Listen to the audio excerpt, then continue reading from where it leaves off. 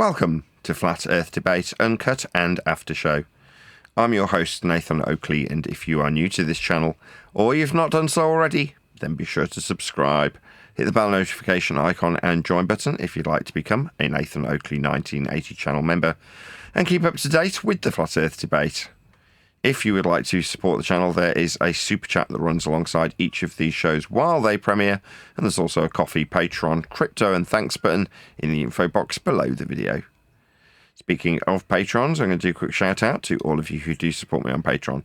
So, a massive shout of thanks and appreciation to Sven P, Curved Fart, Pablo de la Cruz, Smith Tools and Purchase, Level Plain Poem, Vitali Z, Colton James, Survived the Spin, Thomas van der Zander, Measured Flat, Tiers Morgan, Mitch Kennedy, Rod, The Name's Burley, J Mals 24, Unamento, Iron 26, Retro Bill, John Kays, Patrick Gunnels, Troy Shuker, Hairy Blade, Mobile Max 777, Rob W, Del West Watson, Unbelievable Productions, Blue Ridge Ranger, Abraham Mohammed, Skeptic 936, Texas Mike, and Dank. So, another massive thank you to all of you for supporting me on Patreon. Links to Patreon, as I say, are below this video. But with that, I will hand across to whoever is in Discord and Google, so you can enjoy their dulcet tones while I set up for today's live show. You all right, Neil? Yep.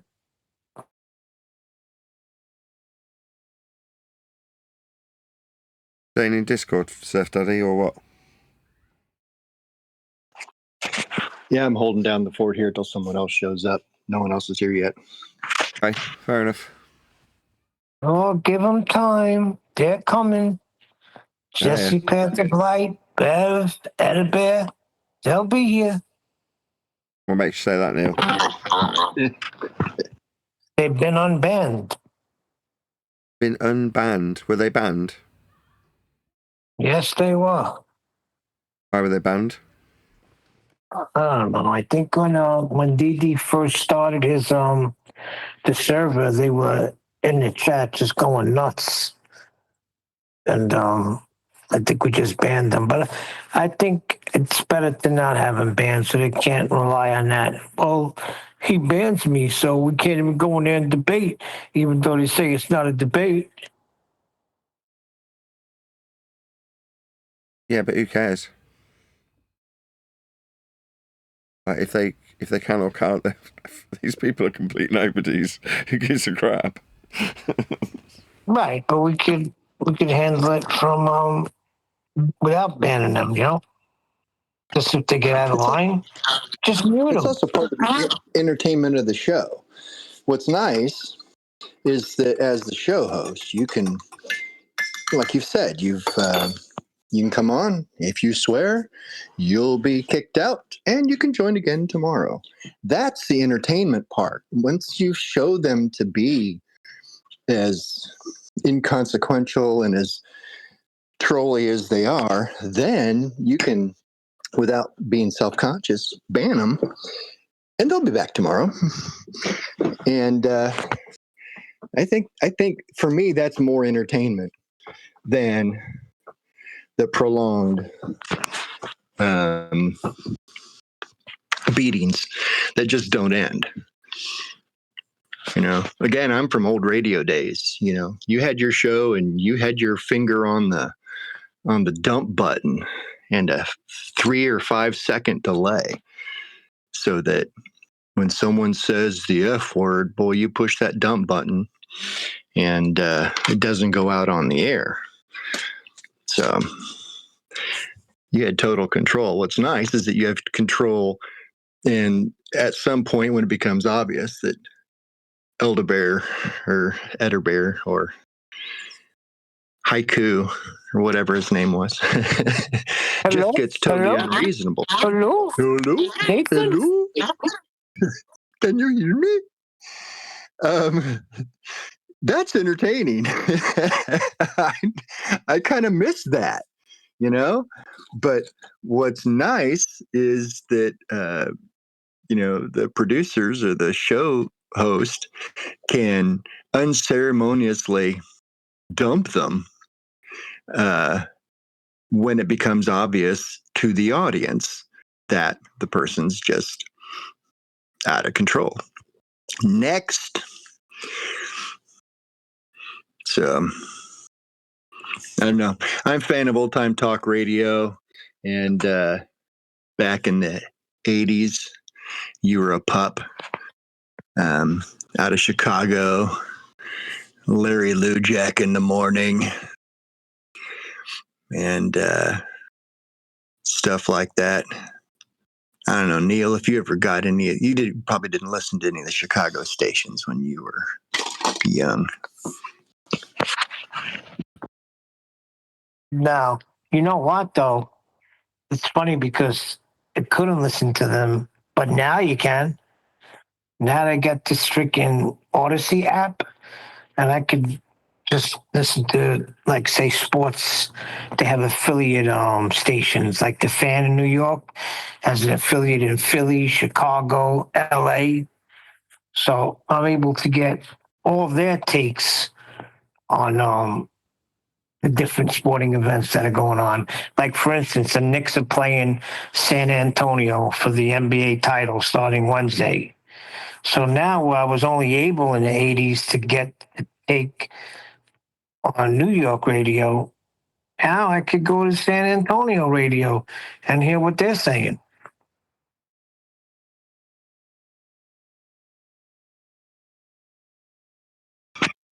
Well, back in the old days, bringing it to flat Earth, there were clear channel stations like WLS in Chicago, Yeah. WOR.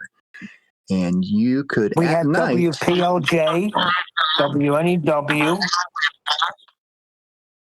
Yep. And the three letter stations, I think, were designated as clear channel. So they were allowed to boost the power at night after sunset so that you could hear WLS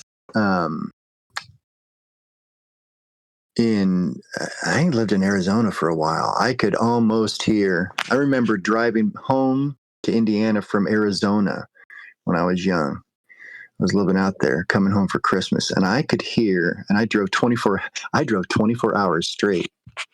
That's when I was a kid. And I remember hearing WLS way out west most of my way back when I was driving at night. Sally Jesse Raphael, talk radio. Oh, I know her. She was big in New York. And you Can you turn your speakers down, Surf Daddy, or whatever you're listening to the show on? I'm just talking too close to the phone, probably. No, what you're hearing us on is feeding back through the mic. We can hear you listening to us. I can now hear myself talking through your mic. Okay, that's just because I'm off mute. I'll just go into G+. It's probably better. No, it'll still pick up whatever you're monitoring us on, we can hear. That's just it. I'm not monitoring on anything. I'm just. Of course you are. Whatever you're hearing us with is too loud. What if I turn my volume down? How's that now? That will be the cause of the majority of the feedback. Yes. So I'm better now. Yes. Okay. All right. Well, I just have my speaker up too loud, I guess, on my phone. Yes.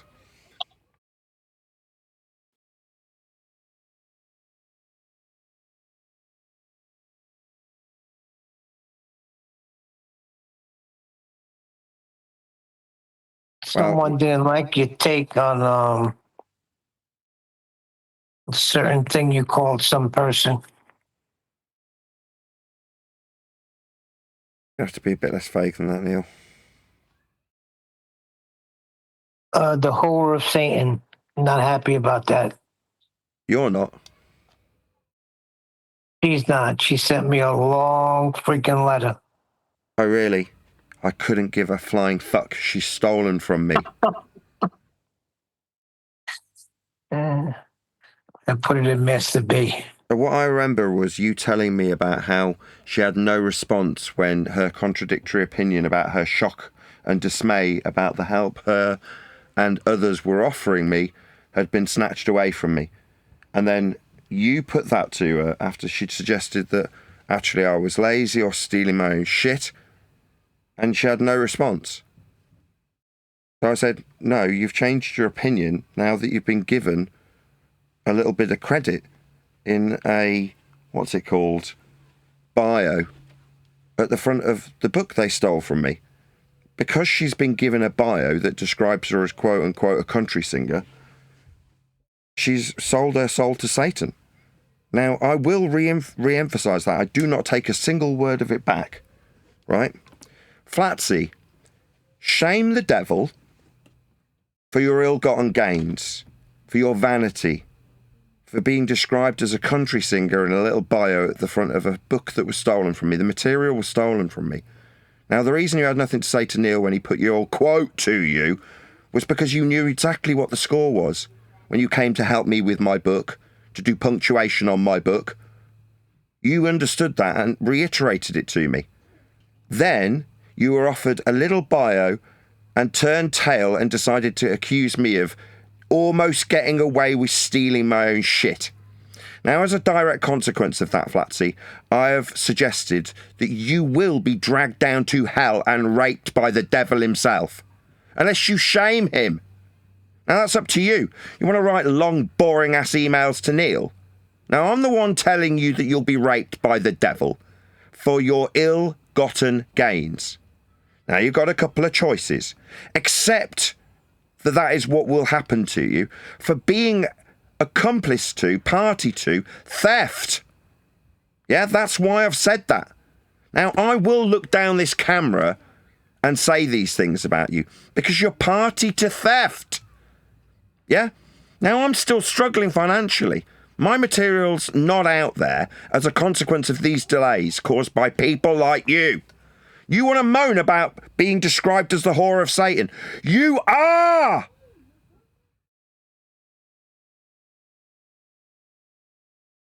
Well, she contradicts herself, Nathan. She says that she didn't. Let me just read something from it, right? She says, you claim the claim of theft and you want to not prove your claim of theft. Let's just deal with that. Stop. No, let's get that absolutely squared away, right? Two men named Adam and John stole from me and I dismissed them as a consequence. They are no longer in this group because I removed them from it. The group that I introduced them to, the same group that they were in when they offered me assistance with the book that you were so shocked and shaken about when they retained it. My fifth draft that was being worked on, that quote-unquote Flatsy, she understood everyone was helping me with, end quote her. That's the facts. Now, that will not change. They have been sacked for stealing. Now, you don't fucking like it, Flatsy. What, you want me to substantiate it? What, that I dismissed them for stealing? No, I did. I dismissed them for stealing. Now, you don't have to like this fact. But they stole and then got fired for it. Removed from my company. That which I built over the 10 years that formed the very basis of the spine that your bio is in, you thieving whore of Satan. Now, you don't like these terms. There's a very simple solution. Shame the devil. That's what you do. Now, you are accomplice to a couple of thieves. Substantiate it? No, I dealt with it. The theft was dealt with by them being dismissed. That's what I do to people who steal from me. Prove it? What do you mean prove it? It's a fact in history. They stole, then they got dismissed. What do you want to say? That I didn't dismiss them for stealing? Yeah, I did. Now, you don't like that fact. They say in the pub that they didn't get dismissed for stealing. I don't give a shit what they say. I'll say it as the absolute statement of unequivocal fact that it is. I'm the only one who arbitrates this fact. I dismissed them for stealing. You're not going to change that. No amount of words will unscramble these scrambled eggs. You steal from me, I dismiss you. What did they steal? My fifth draft, the thing we're fucking arguing about, and you want to not be called the whore of Satan for having taken part in the theft. You will. Unless you shame the devil. Yeah? That's all you've got to do. Now you won't because you're weak. That's why you're being taken advantage of by narcs. They smell weakness. And that's what you are, weak. You were bought cheap with a little bio. You wonder why the words spewing out your mouth are about me stealing my own shit you were shocked that got removed from me when you understood you were helping me with my book, end quote you thieving whore of Satan. Don't act shocked and dismayed at the facts being laid out before your feet and challenge the very fact that I got stolen from and then dismiss them for it. You're going to change that? No, absolutely not. That's what I do because I'm in charge. When someone offers me help for free and I accept, and then they retain the very fucking work they've offered to help with, I will say, you've stolen from me. Now, I didn't just immediately dismiss them. I offered them to make correct that which they were trying to extort co-authorship with. The fifth draft they stole. So give it back. No harm's done. They didn't. So they were removed from all groups. Which groups? My groups. The ones that I made for this. The company I run. That they are no longer part of. Why? Oh, well, maybe it's because they were what Flatsy think. It's my fucking decision who I get rid of and why I fucking get rid of them. Why did I get rid of John and Adam? Because they stole from me, you stupid whore. That's fucking why. Now you have gone along with the theft after making it explicitly clear in writing that you understood you were helping me with my fucking book that you now think is yours. You've got the gall to even suggest that I've almost got away with stealing my own shit. How fucking dare you? Yeah, I hope it really hurts in hell when you're being forced into the pillow and taken advantage of by somebody who smirks at you for all eternity while they cause you internal pain. That's what you deserve.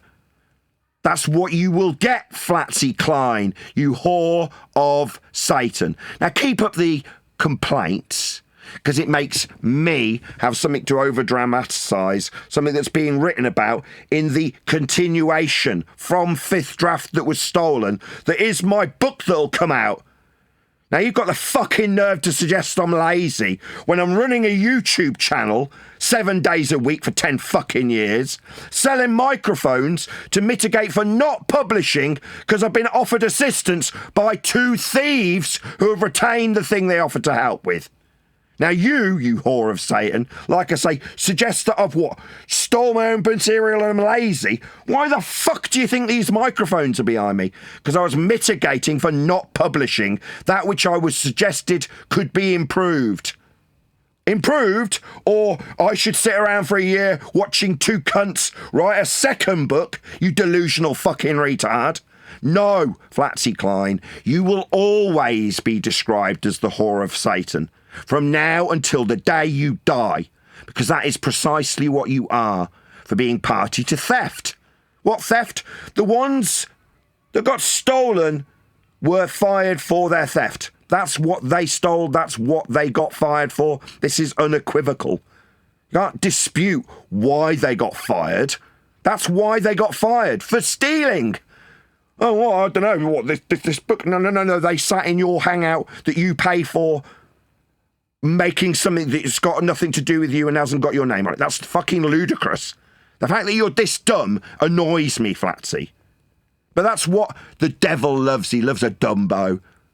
Dumb broad that he can absolutely defile for all of eternity. That's what'll happen to you. Like I keep saying, and I'll say for the last time, unless you shame that devil, the one that you were selling out for, the one that you gave up your credibility, yeah? Is it, I was shocked that I understood we were helping you with your book, end quote, Flatsy Klein, or you were so lazy you were trying to steal QEs, but which fucking one is it, you dumb bitch? Yeah? Whore of Satan you will fucking remain. Well, she clears it up because then where she's trying to go, she says you could be angry that Kiwi and Adam didn't give Nathan their intellectual property, but calling them thieves is an outright lie. That's why I didn't side with Nathan. He called me privately in a panic saying that crap. That's also why I stayed in the call with Kiwi and Adam because I knew who had been doing all the work. Nathan had been making me feel uncomfortable even before that, mentioning no one would be getting any credit. I didn't and still don't care about that. Then why the hell were you feeling uncomfortable when Nathan was saying nobody was getting any credit? You don't care, but you felt uncomfortable? That seems like a little bit of a contradiction. Right, why would I have any fucking say in who gets credit on a book that is allegedly nothing to do with me? So apparently you were uncomfortable with me being the arbiter of who gets credit. That doesn't make any sense. I'm under the misapprehension, based on the gaslighting that fucktard whores of Satan get taken in by, that there was a second book that wasn't mine. So why would there be any question about me ascribing the fucking credit if it's not mine? You dumb fuck! That is why Satan will rape you. Yeah? I hope you fucking understand. If I'm the one who's deciding who the fuck gets credit for my work in my hangout I'm being helped with, then it's not someone else's. They've retained it because I wouldn't give them credit. I shouldn't be in charge of giving credit if it's not mine. Obviously, by the very fact that they're suggesting I'm the one who should be giving out the fucking credit, it's mine to give out. Now you're saying you're uncomfortable with whether or not I give credit. It's mine. Now what's been stolen is the fifth draft of what was mine. It still is. It'll come out with my fucking name on it. And I will continue to point out fact number one.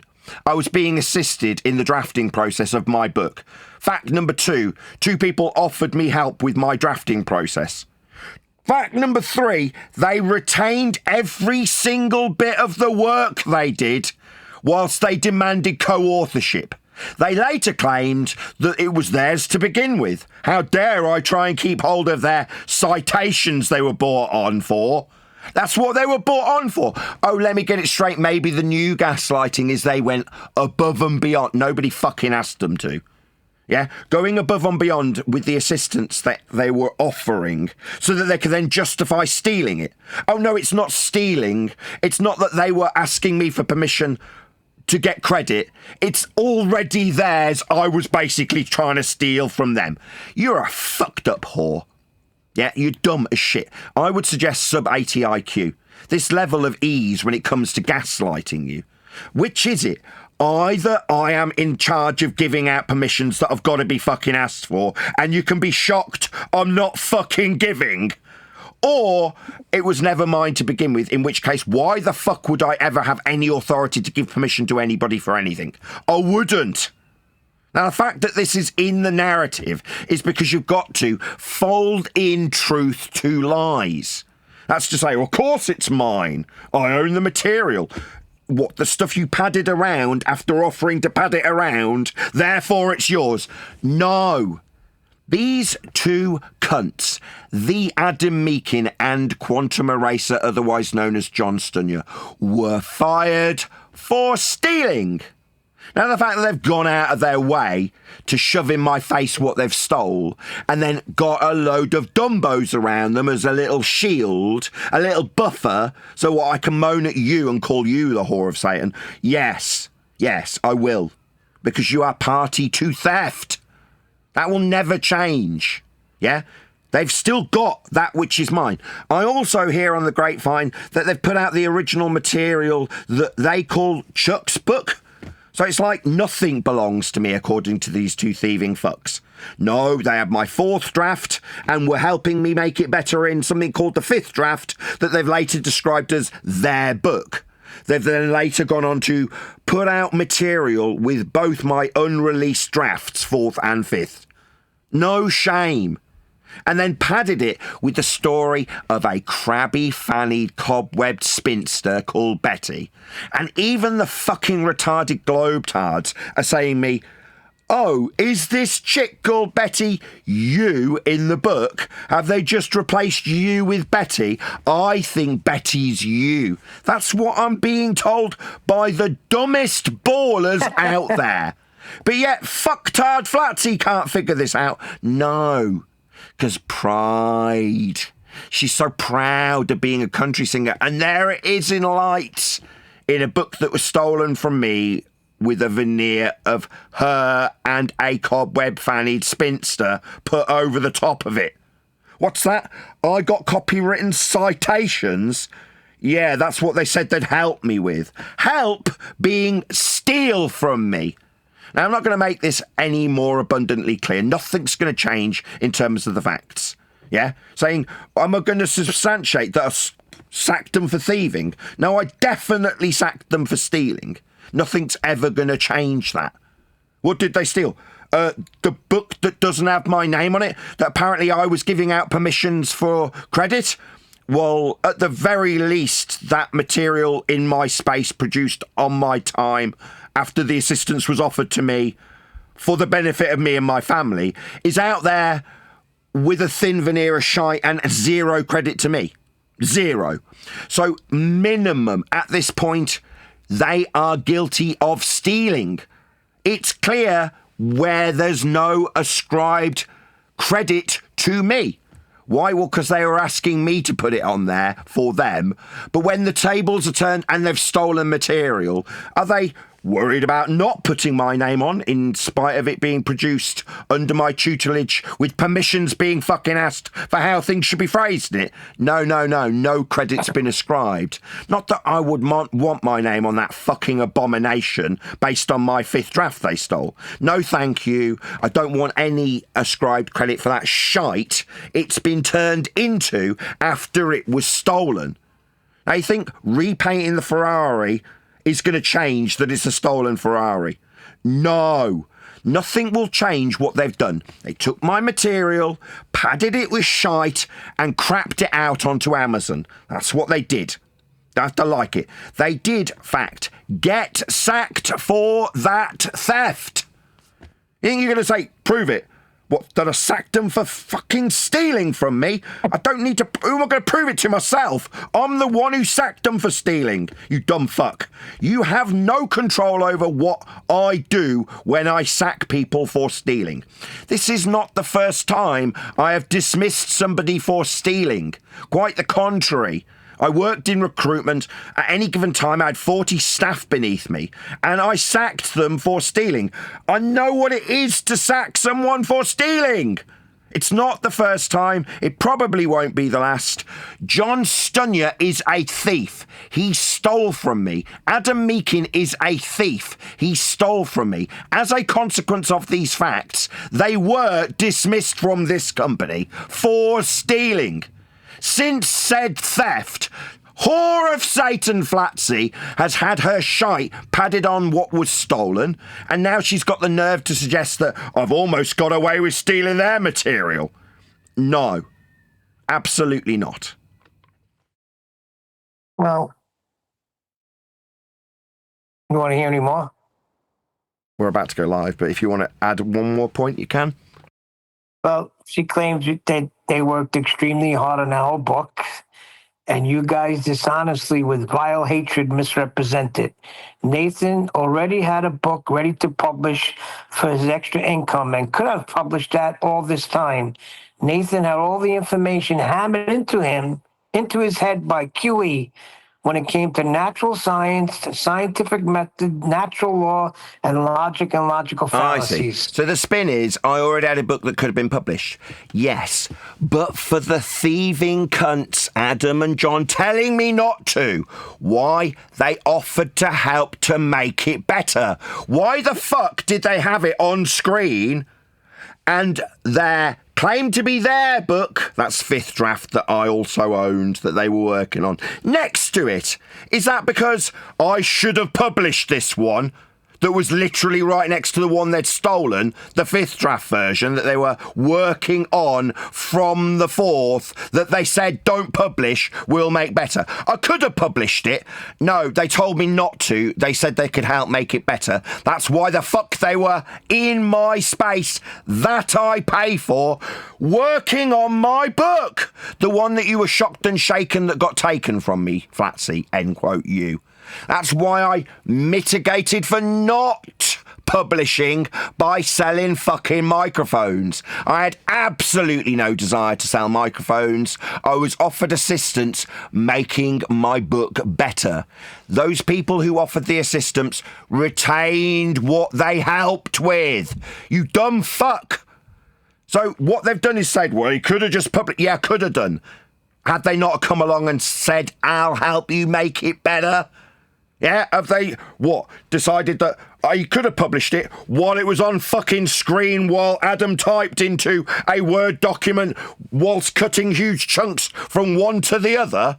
Oh, it's my bad. Sorry, making a brand new book in my space that I pay for with me having no authority and zero credit underneath it. Because that makes a lot of fucking sense. If you are the whore of Satan and dumb as shit. There's no other words to describe this scenario where, for some fucking reason, Flatsy, because she's got a little credit calling her a country singer, thinks that me sat watching my fucking 4th draft that could have been published be worked on. Sorry, it's just sat there in limbo while they plagiarise it. Because that's what they've done, you dumb fuck.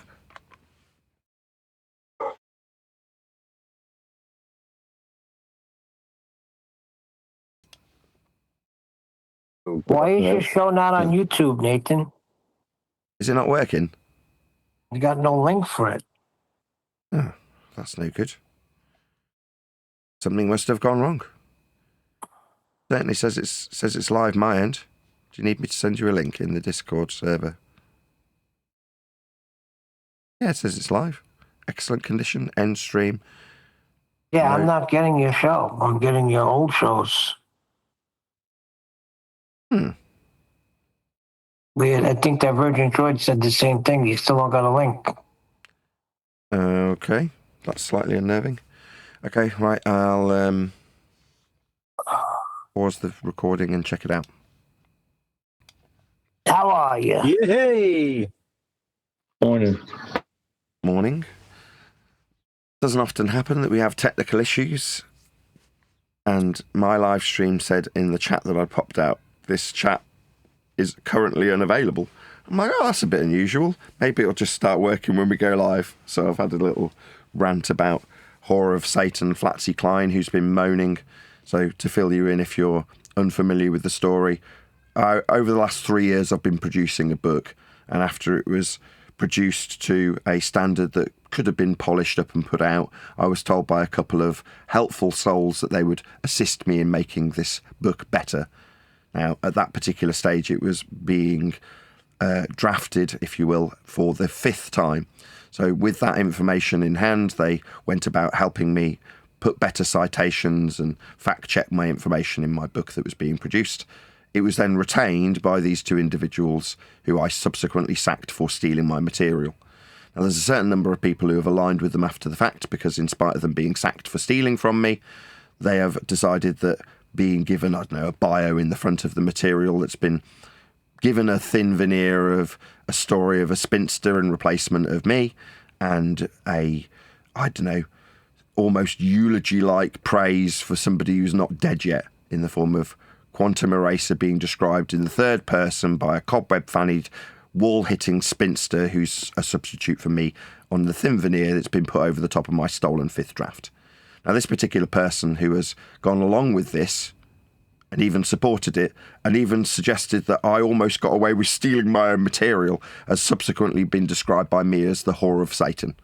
That's somebody called Flatsy Klein, who sold her soul for her name in lights as a claim to be country singer at the front of a stolen Flat Earth book by way of a biography about her.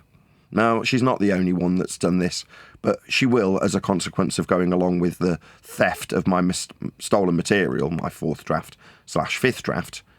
she will be continued to be called a whore of Satan. That's how I view her, for stealing from me. Now, me, in the position I currently am, having been suggested to withhold the book from publication so that it could be made better by the two people subsequently fired for stealing, was to say that not only did I continue working on that book, running hangouts with two now dismissed, fired editors, I also had to flog microphones to keep the roof over my head, along with running this live show that I've ran for the last 10 years. So I effectively had 3 jobs: author, microphone salesman, and flat earth videographer. I mean, this whore of Satan has also suggested not only that I was trying to steal my own material, she specifically, quote, was shocked after the understanding that she was helping me with my book, the same one she's now suggesting I almost got away with stealing from myself. Yeah. That person has also called me lazy. Writing a book, selling microphones, running a daily live show, and producing edited material. That's lazy if you're going to have your name in lights described as a country singer. So just for anybody who thinks it's unreasonable that I call this person a whore of Satan, or quote the facts that 2 people were dismissed for stealing from me, they were. I want to make this clear. I hope that this never comes up again beyond me having to promote a specific chapter in my upcoming book called The Betrayal, where this is explicitly outlined. But nevertheless, I'll go through this a couple more times, because there are certain facts in the matter that are indisputable. I was stolen from. As a consequence of that, I dismissed the 2 people who stole from me. Those are facts. Now, if you say, substantiate the evidence, what do you mean? They were dismissed for theft. You want me to change what they were dismissed for? When I removed them from this company, the reason was theft. It is that simple. Now, you can say, well, you haven't substantiated it. Oh, does that mean that I didn't sack them as well? No, that will never change. What they were sacked for was theft. What did they steal? My 5th draft. What's the 5th draft? Something that they were offering assistance with when they offered to polish it up, and as a consequence of that assistance that they retained, hence them stealing from me and being fired for, meant that I had to also sell microphones for over a year. That's the actual series of events leading me to a position where, rather than publishing, I'm selling microphones and sitting in hangouts with people who are fixing to steal from me. So it's unfortunate that these things work out the way they do, but there are other players in this particular event in my life that are so dumb, like so incredibly stupid, that even when they've taken part in the events leading up to my book's publication, oh no, it's not mine, it's someone else's, and they've subsequently put a shit veneer on it and published it themselves.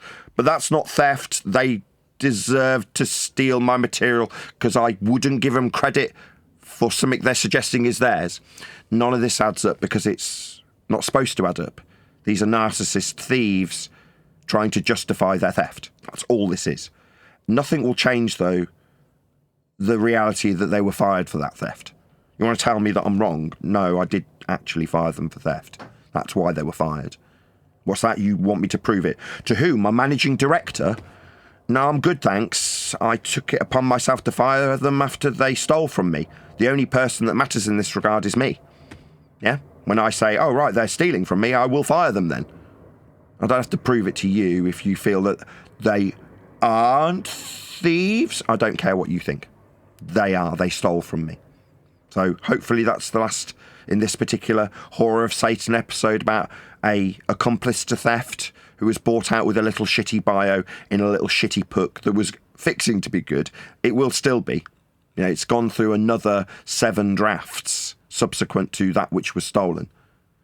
Yeah, that's what has to happen when people steal from you. You've then got to rework the material. Instead of it feeding the kids in the next room, which is what it was intended to do, it's currently lining the pockets of the 2 thieves that were sacked. Now, beyond me dismissing them, that's it. I don't have any further responsibility. That's it. I dismissed them. I didn't even get to the parts that would make you mad. She closes out the letter real strong. All right, well, as we've covered it in the pre-show, I might as well carry on. This is a letter Neil's been written for those of you who need updating because we're now in the middle of a live show rather than tailing off the pre-show, which you can watch if you're a member, where you can hear me reiterating my horror of Satan sentiment, but might as well round it out. I think people have got the general gist without me reiterating the circumstances again. Go ahead, Neil. Okay, she says his show isn't some authority over the unique arguments put together by others. He should have shown some initiative and hard work for what his subscribers pay him for. He got paid by his followers to write his book and took away from his household income by his wife to get her to do his work. All the while crying foul and destitution. None of that mess is adding up to anyone paying attention. You guys just keep coping and projecting. Your lies are being exposed, and our book is doing well. Our book, Flatsy. God bless and have a good one. Our book. Yeah, what you've taken is my 4th and 5th draft and slapped a veneer of shite on top of it so that you whore of Satan, can describe it as our book. Okay, like I say, you will be condemned to hell for an eternity of rape at the hands of Satan as a consequence of this. That's what will happen to you. Now, you may not like that. I've said the alternative is to shame the devil. Like when I read out quotes from you that say you were shocked, you were under the understanding that you were helping me with my book. That's the quote from Flatsy Klein. Now, when Neil put this to her, she had absolutely no response. Dumbfounded silence. Because there's a complete turnaround. Because she was bought cheap. Yeah? In her mind, she's now confirmed, because it's in writing in a book, that she was a country singer. Okay? That's fair enough if you want to perceive that this veneer that's been put on top of my book makes you a country singer. And therefore you can describe something that was originally in my possession being helped by 2 thieves and now is in your possession because it's got your bio at the front of it. Okay. No worries. But condemnation is what you will get for this. Or you can shame the devil, as my grandma used to put it. That's what you have to do. Now, I'm not going to change the facts in the matter because you want me to alter history, because you can be that's what gaslighting is. People attempting to change history. But there's plenty of people around me who, yes, they do support me.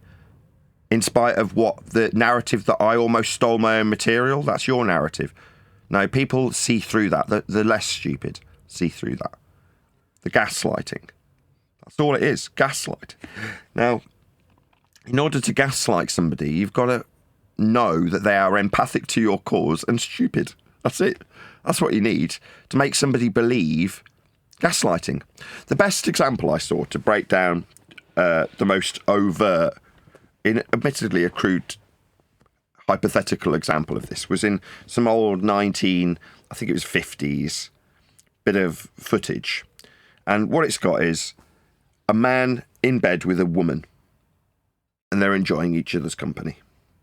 And then the door opens, and what turns out to be the wife of the man comes in and sees very clearly with her own bloody eyeballs, a bit like Flatsy helping me with the punctuation on my book she thinks is our book. Whore of Satan. Nevertheless, wife comes in, sees man with other woman, and says, "How could you do this to me, Tony?" And he gets up, starts putting his trousers on, and he looks at her and says, "Do what?" And she says, "Cheat on me like this." He says, "I haven't cheated," as he buttons up his shirt. And she says, "You've clearly cheated. You're in bed with another woman." And he puts on his tie. He says, "What woman?" And she says, "This woman," as he walks out the room, and she, the wife, follows him. He says, "I don't know what you're talking about." He looks her in the eye. Says, "What woman? What are you talking about? I have no idea what you're talking about." Meanwhile, the woman he's cheating on his wife with has just got up and walked out. And he continues the discussion. "What woman? What are you talking about? What's for dinner this evening?" That's what he does. Yeah? And the woman goes, she doesn't know what's going on. A overt demonstration of gaslighting. "No, the lamps were off when I left, and they're on now, and they've been on all day in the daylight. What are you doing?" "I remember turning them off." "No, you didn't. Clearly, you must have turned them on, because they're on. Did you think you were turning them off when you were turning them on? Because they're on." "What woman? There was no woman in the bed. Are you imagining things again, woman? When are you going to fix dinner?" What book? His book? There was no book. Only my book. Very easily gaslit. Now, I don't know if it was casting, but in this clip I saw, the woman is made to intentionally look down in the mouth. That is to say, stupid. Yeah? Having presumably been gaslit by this scumbag many times previously. And that's how her marriage carries on as she goes into the kitchen and makes him some eggs. So that's what you can do, Flatsy. Yeah? Go back to your master and make him a few eggs. Yeah? While we read out your comments about how shocked and shaken you were that you were under the understanding you were helping me with my book. What's that? It's now our book and I'm lazy. Yeah, I remember being incredibly stressed running 3 jobs, YouTuber, author, and microphone salesman. That's me being lazy. No, it's me trying to keep food on the table, Flatsy. You know, it's a nerve that you've got, frankly. But I've already expressed my sentiment and will dub you the whore of Satan until you shame the devil. Like, admit that which you understood to be the case, end quote you. That would be that you were helping me with my book and that, quote, you weren't expecting any credit. So now it's you were shocked and shaken that people weren't getting any when your sentiment in words and writing is I wasn't expecting any credit. What, for doing the punctuation? No, you may have been credited inside the book as having done some punctuation, like QE and Adam would have got credit for being editors, which is what they were, prior to stealing from me. After stealing from me, they got sacked. And you continue to support them and even suggest that I'm guilty of the very theft that I've been victim of. That's a narcissistic smear campaign, by the way. It's called victim blaming. Where, no, she had it coming. Yeah, you lazy bastard. Anyway, since when is gas law intellectual property of QE? Since when is the scientific method QE's intellectual property? Since when is logical fallacies his intellectual property? And by the way, weren't you privately educated, Nathan? Yeah. I'm sure you learned about logical fallacy way before QE taught you everything. I don't need to justify any of this, right? In terms of what I was offered, I'm not going to lie about what I was being offered. I was told the material that I was ready to put out prior to stopping that process dead in its tracks to improve on the material with assistance from Adam and John and having to sell microphones as a consequence of their help that's now got their name on it. Yeah? Right? I don't have to justify what has happened. They did steal from me. They were fired for that reason. If you want to say, no, they weren't. Oh, okay. You were in charge of firing them, were you? Are they still here? Are they still in the group because they're genuinely good guys? And why wouldn't they be? I mean, why wouldn't I want to sit for a year while they work on a book about somebody called Betty? Yeah, of course, that makes total sense. Yeah, I love flogging microphones rather than my book, while my book's on the left-hand side of the page and Betty and Flatsy's book's on the right-hand side of the page. That makes total sense. When you've been deceived by a gaslighting liar who's fixing to change history so that they can justify theft. That's what thieves do. Now me, once I found out they were thieving from me, get lost. Oh, right, you're going to flaunt your ill-gotten gains that you've already got away with stealing. Well, let's see how that works out for you. Meanwhile, the people who hitch their wagon to thieves will be condemned for all eternity to hell, to be dealt with at the hands of the man who deals with people who do such things, to hard-working family men who run 3 jobs to keep the roof over their head and keep their kids fed. That's flogging microphones, running a daily YouTube show. The same one that the book that was stolen was based on, the 10 years of work that I'd put in. Oh, my bad, it's the guy who I set up with a show who did 1 show a week that actually deserves all the credit. Not me, who was running a show for 10 years that formed the basis of the draft that's now got this whore of Satan's name inside it.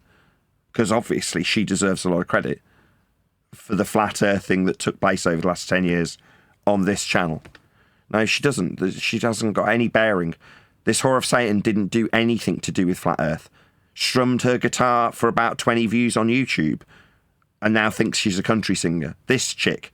No, she had no bearing on Flat Earth, none. Now, my book, when it comes out, just to bring it back onto actual reality, because this book is about to be published, and you can read about the actual historic events of Flat Earth. And they're fascinating. Now, I can say this because I took great pleasure in reading my own book recently. You know, I got sent it back, admittedly needing a little bit of work, as it always does from the publisher. But I got it back in book format and downloaded it on Kindle and Apple Books and got to see it laid out as a book with a book cover with my name on it and read it.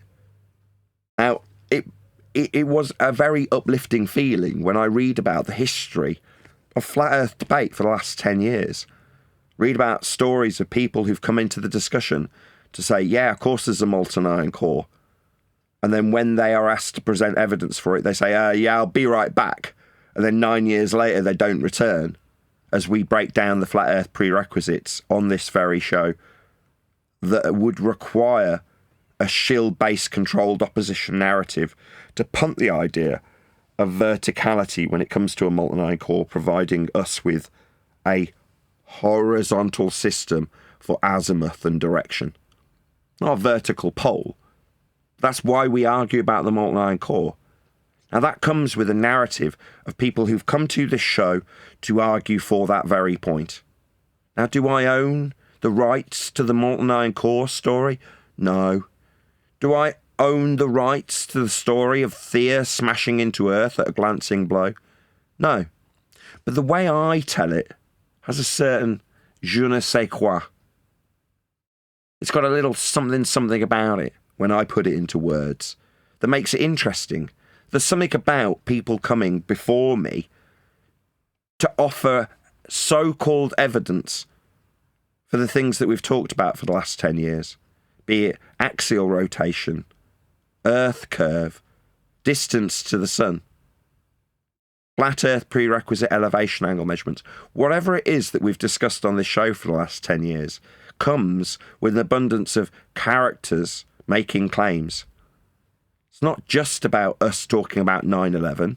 It's about specific individuals selling flat Earth keyrings to people and calling each other out after they fall out over the meagre profits from the keyrings.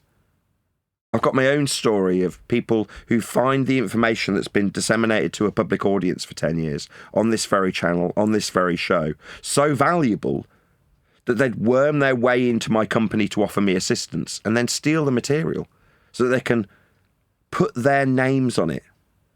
That's the type of story that you can read about in my upcoming book. And it's interesting, especially when the padding isn't random shithead thieving whore of Satan characters like Flatsy Klein. It's interesting characters like Bob Nodell talking about gyroscopic drift. What's that I hear? You and your reference frames have been ruined.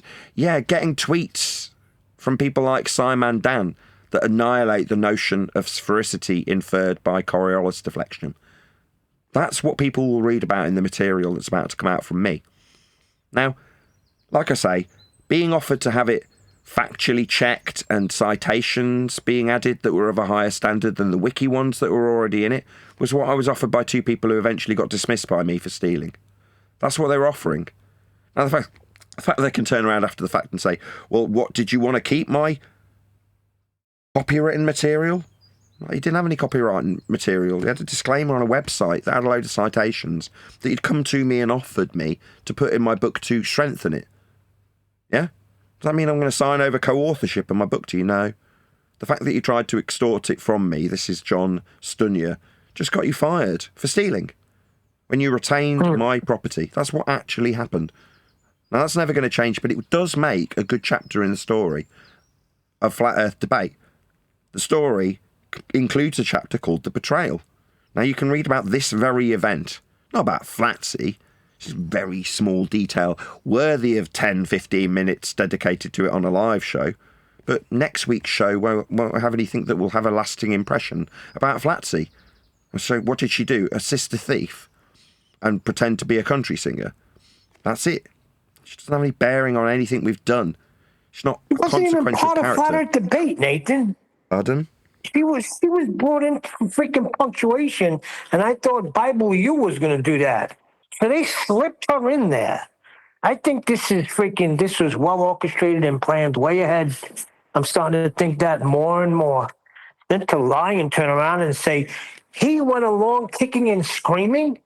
It didn't sound like Huey was kicking and screaming to me. It sounded like Nathan was kicking and screaming because he wanted to release the book, and we were telling him no. This is pure projection and bullshit. Yeah, but that's what happens. I mean, like I say, beyond it being a footnote in part of a chapter in my book, it's not that relevant, right? Now, this specific character, Flatsy Klein, has no relevance to any of the story that any of us have been involved in for the last 10 years. But if you are part and parcel of what could be considered the club that is Flat Earth, and I'm going to be brutally honest about this, the PSYOP version we're trying to currently leave. I say trying, it's one of those things that they claw you back in at every step that you try and take out of the pond. But it's a PSYOP version of Flat Earth. It's, here's a ball that you all believe in. When you believe in it, use Flat Earth measurements to suggest how ball-shaped the world is. That's globe belief / anti-Flat Earth. In opposition, you have what is called in name only Flat Earth. People who brace against the ball and say it isn't one. Again, like ball believers / anti-Flat Earthers, anti-globers in name only called Flat Earthers also whistle straight past Flat Earth prerequisites, the measurements that make the ball that they say it isn't. Now that journey will be something that somebody who reads my book will relate to when they're highly likely to be in that state of mind, that paradigm, that controlled opposition narrative, that PSYOP, where you tell the world how ball-shaped it isn't, rather than how flat it is. If you don't know what I'm talking about, go and listen to any of the last 20 shorts, and there's going to be another 40 to follow, where I'm describing Flat Earth prerequisites in old school Flat Earth versus Globe Earth debate being ignored. All right, if we've got a distance to horizon, whoa. Distance is a Flat Earth measurement. What about if we've got an elevation? Whoa. Elevation's a Flat Earth prerequisite. What about when we go south? Whoa. South's a Flat Earth direction. Well, you're not letting me get to the bit where I describe how ball-shaped it is. Well, that's because you're utilising Flat Earth prerequisites. So there's a Facebook group that's been bugging Surf Daddy, and he seems to send various different messages in the internal chat. And this particular one, I'm going to read out some of these. These are by an author called Gary English, right? And I couldn't tell you what the name of the Facebook is. Maybe Surf Daddy can enlighten us. What's the name of this Facebook group, just to give him credit? I sent a picture of the screenshot of it. It's Stop the Flat Earth Madness. Oh, it's an anti... Okay, so Stop the Flat Earth Madness is obviously... let's just stop my iPad so it doesn't slip. Sounds like Fight the Flat Earth to me. Yeah, it's anti-Flat Earth, what we call globe belief, where we've got these two sides over here. And if you're wondering, why do I put them on this side of my head? Well, because over here we've got Flat Earth measurements in practical application. That's geometry and geography. Over here we've got globe Earth, acquired with Flat Earth measurements and prerequisites, and anti-globe Earth, Flat Earth in name only, where they say Earth's not spherical. And there's lots of examples from this particular Facebook page, a bit like the other Feast of Nonsense list, that has got very simple explanations by way of Flat Earth prerequisite that can be put to the author, in this case, Gary English. I'll just read out some of these. Water is curved with the slope of the Earth and held into, I think that's place, it says plane, held into place with gravity. It is always level with the distance from the centre of Earth. You don't need satellites or ships' videos to prove water curves. You can measure it yourself with simple geometry and repeatable observations. Here are a few that anyone can verify, and I would assume that he's put examples. It's just not on the bit that I've cut out from it. Now underneath it I've just put, well, water level measurement is flat we use an overall master reference called sea level. That's what water's used in practical application for. Buildings, surveying, altitudes, flights. That's what it's used for. So saying, well, water level bends, no, you can't describe topographical deviations from a sea level that bends, because the topographical deviations are detailed in the vertical with millimetre accuracy when measuring off sea level. So to say sea level violates its own axiomatic usefulness is utterly absurd. Moving on. Long distance laser or theodolite tests across water set up a levelled laser or surveying scope a few feet above the water on one side of a lake, then measure where the beam hits the target placed miles away at the same height above the water. If the water were perfectly flat, the beam would stay at the same height. In reality, it lands higher than expected because the surface drops away beneath it. This has been repeated many times on large lakes like Lake Michigan. And then it gives a reference. I put, again, in response. Go ahead. I'm sorry, I was going to say there's level deviating from level at the rate of level again. Absolutely. So you've got a level tool. The tool's level to a plane of reference. You've got the heights for the board and the height for the tool that it's going to hit at the same height. Well, how do you know its height? Well, it's measured from sea level. Altitude's perpendicular to a plane. So in this argument, it's saying you set up a tool at a given height off flat Earth, and then you set up a target at a given height off flat Earth. You're like, okay, you think this proves ball because for the last 10 straight years, everyone, that's globe-believing idiots and flat Earth in name only anti-heliocentric idiots, have all whistled past every single flat Earth measurement that they're using. If you get a height off the surface for a piece of equipment that's measuring, and then a height off the surface for a target, then they're both using a common plane of reference for perpendicular elevation. Perpendicular to what? Well, a master reference called sea level that's also been measured to give you said average. So you've got a flat Earth prerequisite in the form of water being level, a flat Earth prerequisite in the form of the averaged sea level used for the master reference, and a flat Earth prerequisite perpendicularity to said plane of reference at sea level. Okay, so if we take 3 flat Earth prerequisites, we can show how it's not flat. It's just dumb as shit. Lastly, what's the distance between the two perpendicular measured off a plane altitudes? Oh, well, we've got a linear distance in miles.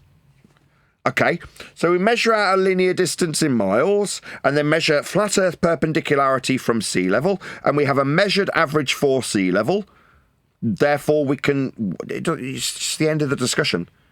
Don't use flat Earth prerequisites to suggest Earth's not flat. It's just stupid, right? You don't have to use any measurements. Good. In that one, did they use the depression angle between the two theodolites? I guess so. Yeah, that eye level that you're going to get the depression angle for the amount that the theodolite in the distance appears to have dropped. Yeah, that's going to be from a horizontal plane of reference. That is with respect to the surface of Earth. So you've got surface level measured with sea level as a mean. That's mean sea level. And then a suggested deviation from parallel eye level, axiomatically tied to surface level. What's that? You're going to measure a depression angle from the parallel eye level and give it in a degree? You need a flat Earth for all of this. So when you measure flat Earth and parallel eye level for a depression from the prerequisite parallel to flat Earth eye level from sea level or surface level, you can't then go on to say, my levels bend. No, you ruin every single axiom that you've just measured. Utterly stupid. There's more. Surveying and engineering data, that's civil engineering, accounts for Earth's curvature when designing long bridges, canals, and pipelines over long distances. The drop is measurable and must be corrected in the calculations. You're like, okay, so you're saying that you've got a distance in measured flat linear miles that curve deviates from? So you need a flat linear measurement in miles then to suggest you've got a curve deviating from it? Yeah, so measure Earth flat and then say that the miles you've measured from that are axiomatically required to be flat, horizontal and linear are bending? No, then you can't derive the curve from the distance that you're utilising. Distance being linear. Stellar parallax and changing star positions with latitude. Latitude, you say? As you move north or south, you say? The angle, you say, of stars above the horizon, above, you say, changes in a way that only works on a curved surface? Angles from curved surfaces. This ties directly to the same geometry as Eratosthenes for his shadows. That's flat Earth geometry. We'll go backwards. So when you're describing Eratosthenes, what? Measuring a stick in the ground for an elevation angle perpendicular to the plane of reference he's measuring for it to be called an angle. That's a flat Earth measurement. What's that? Angles for parallax, like angles from a flat plane also. What else did we have on there? There was loads of them. Stellar parallax and changing star positions with latitude. That's not parallax. Latitude, though. Go ahead. Sorry, I've interrupted you 3 times. I'm so right. sorry, but No, you feel free. there has to be a game show in this. You know what I mean? Like Jeopardy or at least a board game. You know, find the flat Earth kind of thing. You know? Yeah, that's all this is to me now. A game. How quickly can we spot a flat Earth prerequisite in anything that's claimed to be a spherical proof? And it's all of them, and very quickly. Those are the answers. In this case, first line, first sentence, stellar parallax, that's angle deviations. Right, sorry, differentiations. That's what you're talking about. You need a parallel plane of reference to describe parallax. So the word itself, 2 words into this sentence, requires flat Earth prerequisites. Then we've got changing star positions tracked also with angles. But with respect to latitude, that's the deviation towards the horizon. That's the depression of a star called Polaris. As you back away from it, the angle decreases towards the horizon. 1 degree for every 60 nautical miles. That's where we derive that convention from. So if you're at Polaris, it's above you. If you move away from it in any direction, 60 nautical miles, it will decline by 1 degree towards the horizon. Back another 60 nautical miles away from Polaris, it drops another degree. This is the latitude system. Eventually, with it declining towards the horizon 1 degree for every 60 nautical miles, you eventually reach Polaris's minimum, where it's on the equator. That is to say, from your vantage point, it is on the horizon. That's a system of flat Earth angle measurement to derive this latitude grid. That's what it is. A flat Earth prerequisite. So we're into... These stars prove the sphericity that's been extracted from flat Earth measurements like latitude. What else we got in this one? As you move north or south, that's north. And then in azimuthal directionality, which can only be acquired through horizontality, south is 180 degrees with respect to north. That's directionality. And it is only capable of just being described in the horizontal. That's what azimuth is. So when we go south, what the flat direction that is described in degrees from north, that's sort of south. There's a misapprehension that suddenly when you go beyond the minimum, so you're measuring Polaris and you go, I'll just back away 60 measured linear miles from this angle I've just taken. So I can get my latitude. I want to find all the rings of the latitude system. And then when you get to its minimum measurement of a flat Earth prerequisite, because you're measuring 90 degrees to the star with an angle, 90 degrees being below Polaris in that system. Flat Earth prerequisite between you and that 90-degree point. When you get to that point, the minimum elevation angle of Polaris, there's idiots that think that when you go 180 degrees from north, south, that is, beyond where you can see Polaris, that suddenly you're on the bottom of a ball. That carrying on in a flat Earth direction after measuring a flat Earth angle to a star that you can't see anymore means anything more than you've gone beyond a star's minimum point of view. And now you're carrying on in a flat Earth direction that way, which we've ascribed with a convention that's horizontal called south. It just means that you've carried on a bit south and you can't see Polaris anymore. That's all it means. Oh, what? Oh, you've taken that system and converted it into sphericity, have you? So while you were moving away from Polaris and its angle was declining, you thought you were moving on the outside edge of the protractor you were measuring it with. Well, that's stupid. It means you don't understand the maths of heliocentrism. Good. I was going to say, it has given us such jewels as what's north? What's up north? Or what's... It's hard to say. Don't get south. What's going south, bro? Yeah, don't be south. You got it wrong. Things will be looking north soon.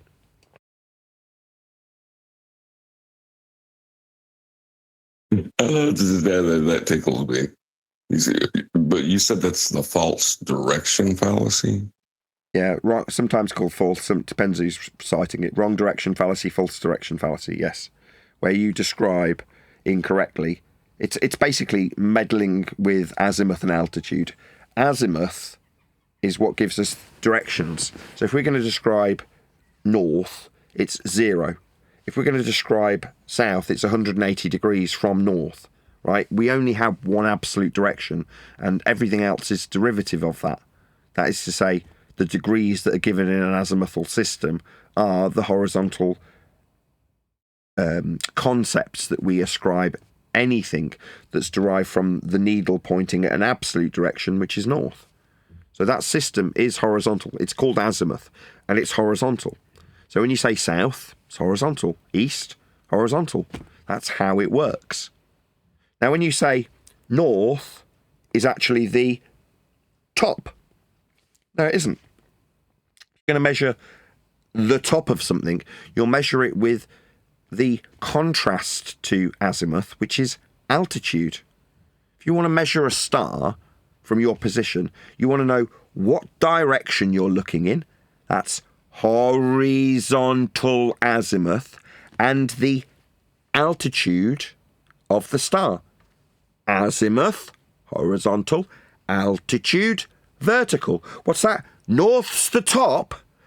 No, that'll get you killed at sea if you don't understand the difference between horizontal directionality and altitude for measurement of stars.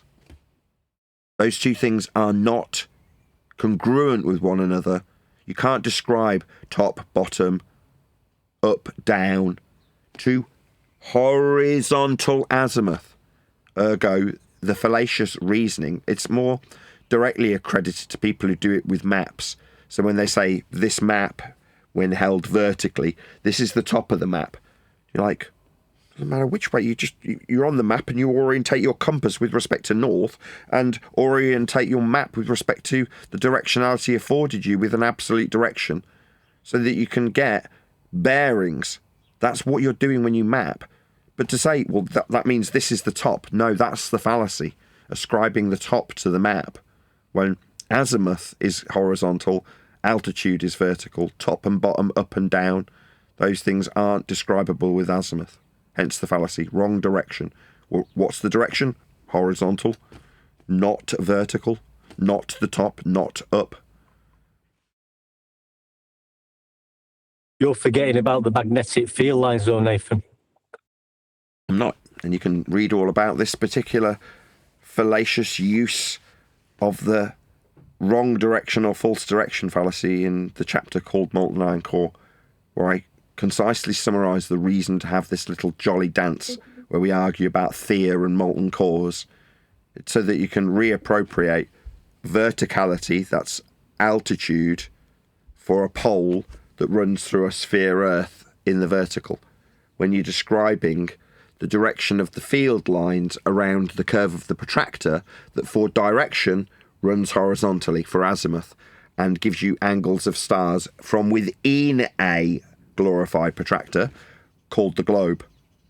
You're still describing all of these motions with respect to the equatorial plane in the center of the ball, so that the degrees of latitude around the ball make sense for the altitude angles they represent when measuring Polaris from a plane.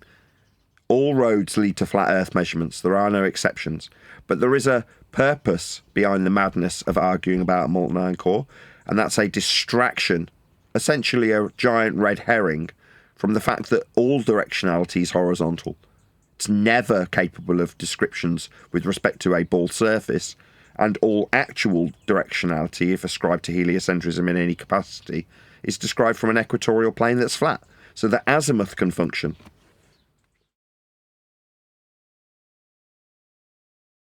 See the next one? I have someone in chat named Word Salad saying, yeah, the real physicists don't agree, and they make everything based off the Earth being curved. Claims to be an engineer. I mean, when you say Earth being curved, so curve for Earth is described with topographical deviations. So we do have curves, like we've got hills and mountains, so you can describe deviation in the vertical from the horizontal with altitudes. That's curves of the land. Now, those curves are surveyed accurately to the millimetre. Their deviation described from surface level, or more accurately, mean sea level, another flat Earth measurement of an average of the rising and falling tides, so that we have a master reference to describe altitude to the millimetre accuracy with respect to. Now, in order to have perpendicularity, that's altitude, ascribed to the land changing, that's topographical deviation, you must first have a principle, a convention, to describe the perpendicularity in vertical deviation from. That is sea level. It's described with miles. If you do a, what do they call it, an elevation profile, elevation being the perpendicularity in the vertical, and how much it deviates over a given distance is fundamentally required to give you flat, linear, horizontal Earth measurements in miles to describe the deviation, that's curve, from. So if there's curve, we've measured it. Every millimetre of Earth's curve has been measured with respect to linear miles. So if you look at a map, if you take the whole of the islands that we're currently on, Great Britain and Ireland, and you draw out an elevation profile from the very top to the very bottom of Great Britain, the distance is linear. And then if you put that into an elevation profile, it'll say miles and give you a value from the top of the island, like my false, wrong direction fallacy, the north of the island to the south of the island. Flat in azimuthal description, flat in mile measurement acquisition, and flat in linear distance to describe perpendicular deviation from. So when you say Earth curve from physics, well, you're in a category error. Now, this is geography, not physics. Physics is the study of the physical and natural world. That's science. And natural science is exclusively interested in phenomena. Measurements of Earth's topographical deviations in the perpendicular vertical is a flat Earth prerequisite measurement, with linear miles being the ascribed value to the horizontal distance of all of Earth's measurements. And we have measured all of Earth's surface. It is all flat and has been measured to show so. Go ahead. That was nice and concise, Nathan.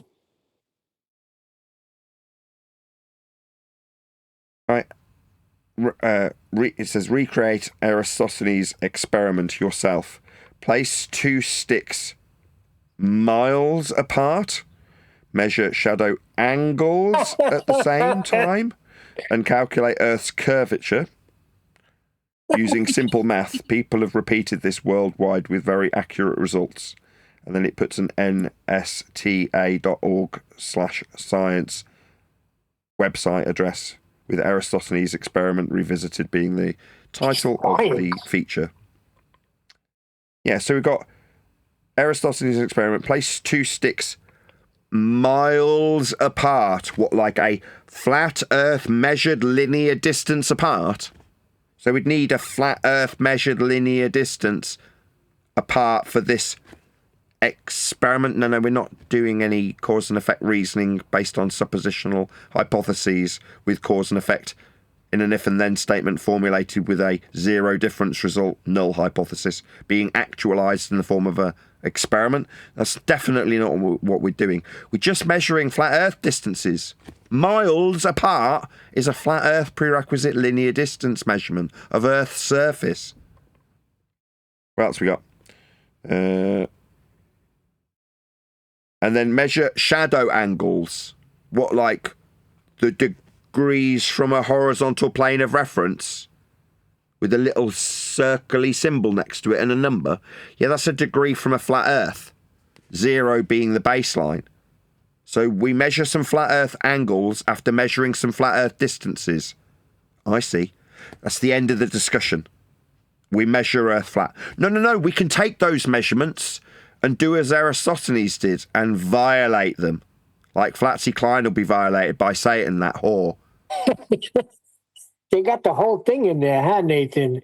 They got the prerequisite flat Earth measurement, the pseudoscience, right? One is geography. They got the whole shebang in that one. I like the summary. It says, bottom line, you don't need space agencies or old arguments. You just need distance, angles, and repeatable measurements. You just need flat Earth linear distances, flat Earth prerequisite baselines for angles, and you need them to be accurate in a flat Earth prerequisite. For us to claim it's a ball. That's all you need. Wonderful. Yeah, distances are flat, angles are flat, Earth's measured flat. Every single claim to be globe evidence that's ever been presented to you ever was based foundationally on flat Earth prerequisite elevation angle measurements, surface level measurements, perpendicular measurements of verticality with respect to sea level being averaged to mean sea level to give us a master reference at 0 for the verticality that we measure in the deviating topographical changes, eye level parallel with surface level, altitude for parallel flight level with the ground, elevation for measured surface topography when it comes to things that the planes might crash into, like mountains. That's the curve of the Earth being measured with respect to the linear distance that the plane will traverse versus the horizontal perpendicular altitude measurement of the curving surface when you need a plane to fly over. That's a flat Earth perpendicular barometric pressure measurement from sea level, the mountain. So everything anybody ever does with respect to Earth, its surveyed measured surface and the topographical deviations in the perpendicular vertical, it's all fundamentally required to be flat. And that is precisely what Earth is. Flat. For everyone who ever uses measurements of Earth. Distance, flat. Directionality, flat. Elevation, perpendicular to flat. Eye level when at elevation, parallel to flat. Everything you've ever used to believe in a ball required you measure Earth flat. Yep. And What a I'll tell you revelation. Sorry, one day. Go ahead. saying there. No, so I was going to say the same thing probably. Once you realise this, I mean, just listening to all them descriptions we've just gone through, Nathan's just gone through, you can point them out immediately. Once you get to this level, pardon the pun, it's just a game changer. It's an eye opener. And it's really strange because this is what they've been doing for a long time. And you're just listening to people try and explain a globe by using flat Earth prerequisites. It's mad. The city Quanon. Yeah. I mean, it's a revelation, but simultaneously the downfall of our own meager position in this particular arena. We don't have one, right? There's two things we have to realise. Number one, Earth was being measured flat anyway. We'd already acquired surface level measurements of the topography to the millimetre accuracy. It'd already been done. We'd already surveyed all of Earth. So we know exactly how high or low the land is with respect to a planar surface. We measured it and surveyed it. So already know we're putting that useful information into practical application daily with flights when they fly parallel with ground level, making sure that they know exactly how high the mountains are. Now, if you want to say, oh no, though, they curve, it's like, no, you can't get perpendicular altitudes with respect to a non-horizontal surface. They're no longer perpendicular altitude measurements. They are axiomatically required to be surveyed flat so that planes don't crash into mountains. It's just that simple. Again, you'd have to like this, but it means that we were measuring Earth flat anyway. That's point one. Point two is our debate was moot. It's only serving one purpose, to keep the religion of a ball alive by saying, you don't account for Earth curve. Yes, we do. Here's a citation. Let's make this into an English language debate. Here's somebody writing about their use of linear miles and perpendicular altitudes, and they say quite explicitly on page 47, we definitely accounted for Earth. We took the mile measurements, flat and linear, and derived sphericity from it. Okay. So you measured Earth flat to suggest that you accounted for how flat it wasn't? Well, you measured Earth flat then? Yes, we did. That's how we know it's ball-shaped. Nathan, you ever heard the term, be careful what you ask for? And I remember for years people were saying, I wish I had a silver bullet. Well, here it is. There's the silver bullet. But what happens with that silver bullet? It ends the debate and actually makes you realize there never was a debate. So be careful what you ask for. Yeah, but that's good. If you wanted the whole world to recognise how flat it was, know this. The overarching heliocentric religious worldview has been set up not to fail, but to endlessly be argued about with people who say it isn't the case. Let me put it into a slightly different phraseology. If everybody suggests that Earth is a giant turtle, and the current worldview for the Western world and the world at large is that Earth is a giant turtle, rather than coming along and saying, yeah, but we measure Earth's surface with surveying, with miles and kilometres and perpendicular altitudes, instead of saying those things about how it's actually measured, you say, no, I am a flat earther and I say Earth's not a turtle. Let's argue about how non-turtle the world is. You say it is turtle. What's that? Page 47 says they accounted for how turtle-shaped it is. Therefore turtle-shaped.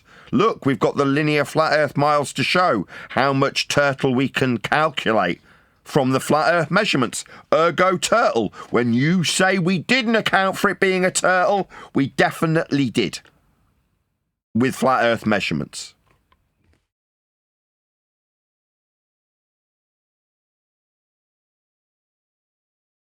Well, that was fun. Anybody got any more for this? Thank you for supplying this. Again, great work, Surf Daddy, digging out some of these Facebook posts. They're very interesting now that we've got a new spin on, no pun intended, the actual measurements of Earth and its surface. We can point out where everyone else who measures Earth uses them flat also, even when they're suggesting, well, there's no argument for how ball-shaped we are. We definitely are. Look at all these flat Earth measurements we used. You just need accurate mile measurements, and then you'll know exactly how ball-shaped it is. Once you've measured a flat with miles, you can start building your belief in the ball. It's really easy. Right, I'm going to round up. Yeah, it's been fun going through them. So just saying, it's been fun. Nice one, Sir Daddy, for bringing that to our attention. Enjoyed it. Me too. With that, I'm going to say if you are watching this on either Nathan Oakley 1980 or Nathan Oakley Premiering streams, then stay tuned as there will be an after show to follow. Creation arguments is that they are using the word earth to describe a ball covered with water, which is not described in creation at all. And Never even inferred at all. no, God's looking over the face of the deep on day one. You know, everything is described with words that are axiomatically described as level, flat, horizontal. When you're in chat, if you type the word earth, the picture of a globe comes up. You know that, right? Yeah. And we were talking about my purpose. I don't know if it's a purpose, but I've been led to push back on the creation ministries, both of which agree in heliocentric philosophy. And they're arguing their various points about old Earth, young Earth, and evolution. Evolution bad, of course. But everything comes from a globe. You know? Ken Ham's notorious for posting stuff on Facebook, and literally it's the picture of a globe with hands holding it. You know? Because they think science has validated it, and freaking Bible believing Christians want it to line up with science so bad that they've been blinded by pseudoscience. That's the bottom line. That's why I feel if they would all come to a proper understanding of the scientific method, what science is and what it isn't, maybe you'll have some success in presenting to people of the faith that Earth is flat. I mean, biblically, there's no globe. I mean, they just need to know what science is, which they don't. That's why they're getting duped. It was a well-orchestrated plan. I don't know if it happened like that, or they planned it like that, or it just, grew into what it is. But, yeah, when you talk about Earth, everybody thinks of a globe. And if you try to, you get labeled as a brother that's sowing discord. Like, you can't even bring it up. It's like, when is truth? Does truth mean anything? Does God's word mean anything to you? I'm speaking to the Bible-believing Christians now. Right? If God's word means anything to you, then you would want this Genesis chapter 1 on through the creation story, you'd want it to be understood correctly. Right? And the only way you can understand that is by revelation from the Creator who gives us knowledge about stuff. And we either accept it as true and know it's true because God tells us it's true, or if there was we false reject it. information about Jesus, they'd be fighting tooth and nail. Now I come to you that this is the Word. Jesus is the Word, and the Word became flesh. The world was spoken to existence. So you do not think that it's important to God?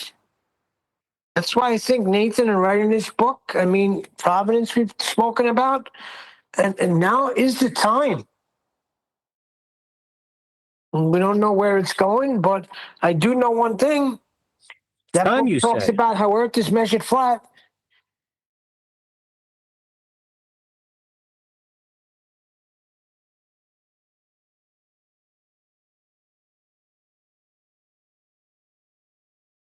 It was one deck. He said, "Time, you say?" Time, you say? You know what's funny? I was surfing through, I think it was Netflix, to try and find something to watch while I was waiting for my boys to finish their workout at the gym. And I ran into this thing called the Anunnaki.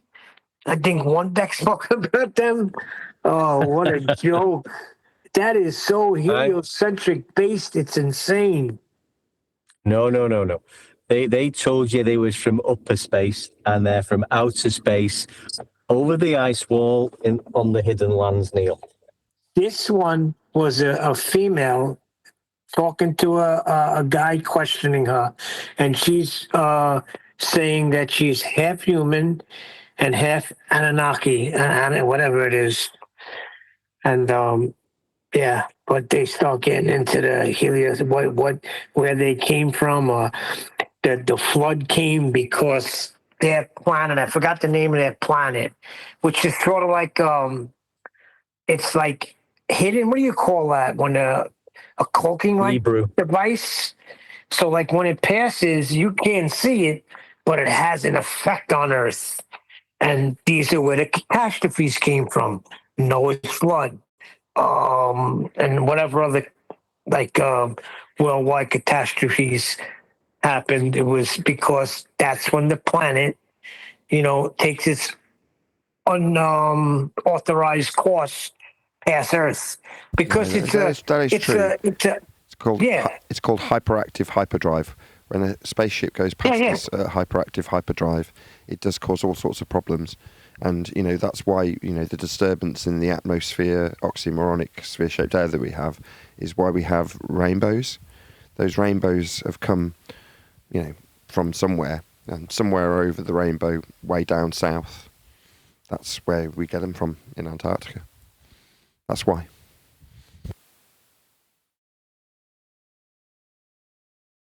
Yeah, did you not know that, Neil?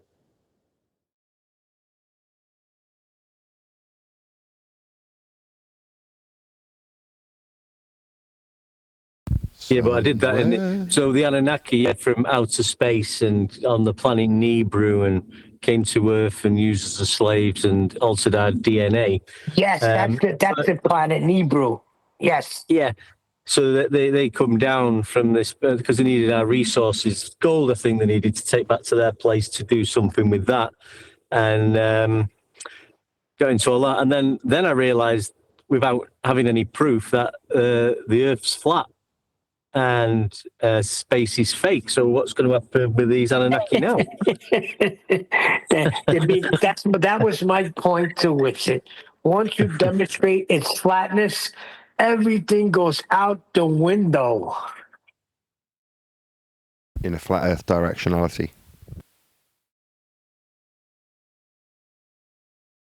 Once you go flat, you don't go back. But I can't. I tried to explain it on the show, and Nathan did explain it, but it's a really strange feeling when you're listening to these people talk about horizontal elevation angles, linear miles, and not having a clue what they're saying.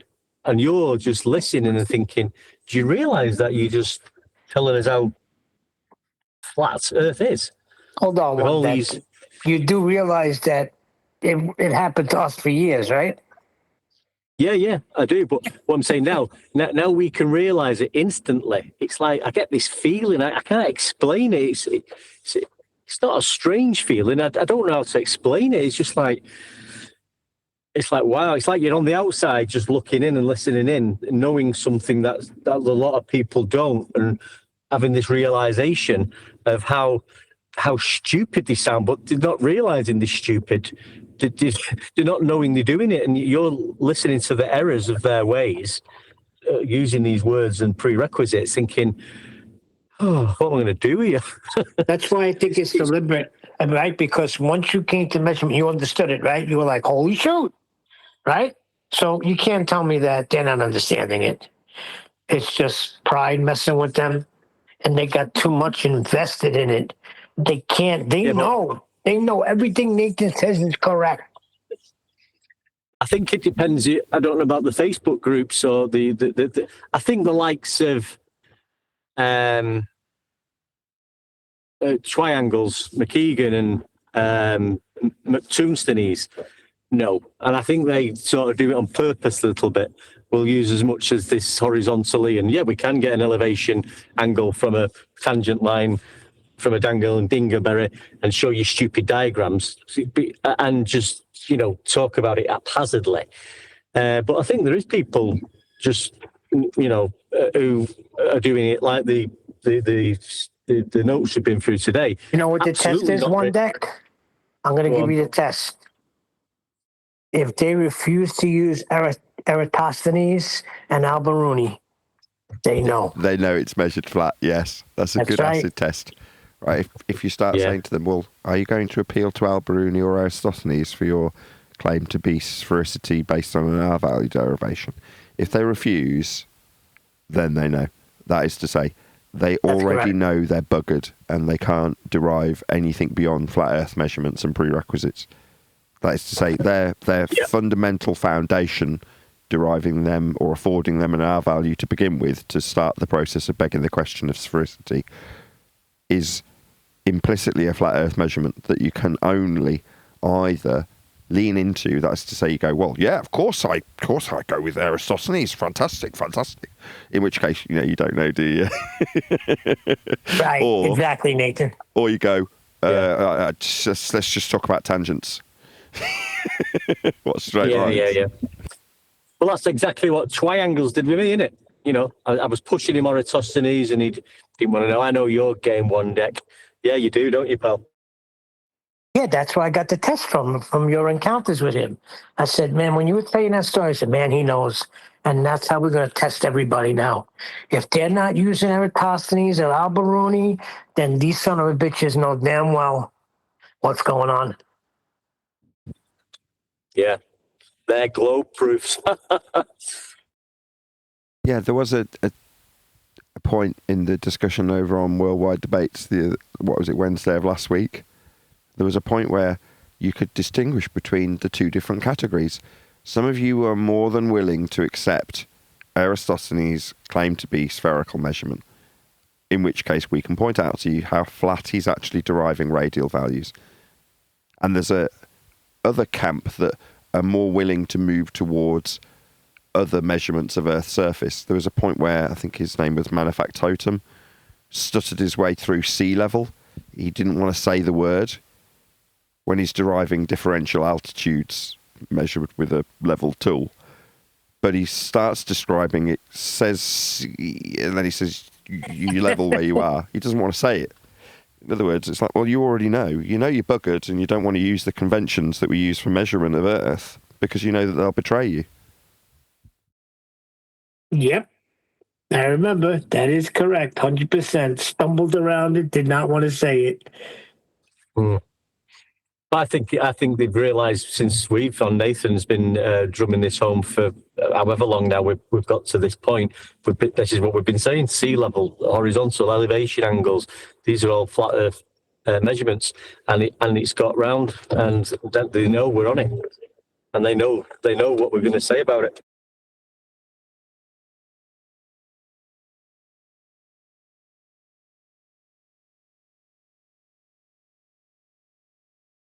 So, Nathan, what was the latest on the book?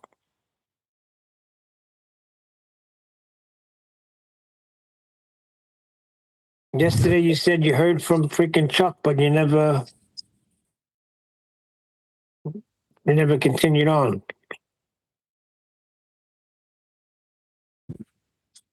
Must have gone for a coffee. Oh, well, that's good to know. So I'll be looking forward to that date. I think I wasn't really around yesterday, but I think he said before he just had to send it back for a couple of minor adjustments, which I think maybe just like full stops and commas or something like that, maybe. But yeah, it won't be long now, the book. Like Nathan said earlier, there's a story to it. It's a FED story. And some characters that have been involved along the way. It's going to be a good read. It's not a book just to flick to page whatever if you're having an argument with an anti-flat earther or an anti-glober, just so you can argue about refraction. Eh? What do you want to argue about refraction for? Yeah, and that's what's so frustrating about the book too, because that's what it was designed to be. A book about the show flat earth debate. How does all the bullshit happen is all because of pride, ego, and freaking what's the other word we could use? Pride, ego. And that's about it. That covers it all, right? It's all pride and ego. Wanting to be somebody, wanting to be in the book. I couldn't give a shit. Really, I couldn't. Even when Nathan asked me recently if I wanted to be mentioned, and I said I really don't care. I mean, that don't motivate me. What motivates me is the show. And if people are not going to recognize me being part of the show when they read the book, then, oh, well, I'm not looking for any recognition. And you got the other side saying, oh, we're not looking for any recognition. Give me recognition. Weird. Yeah.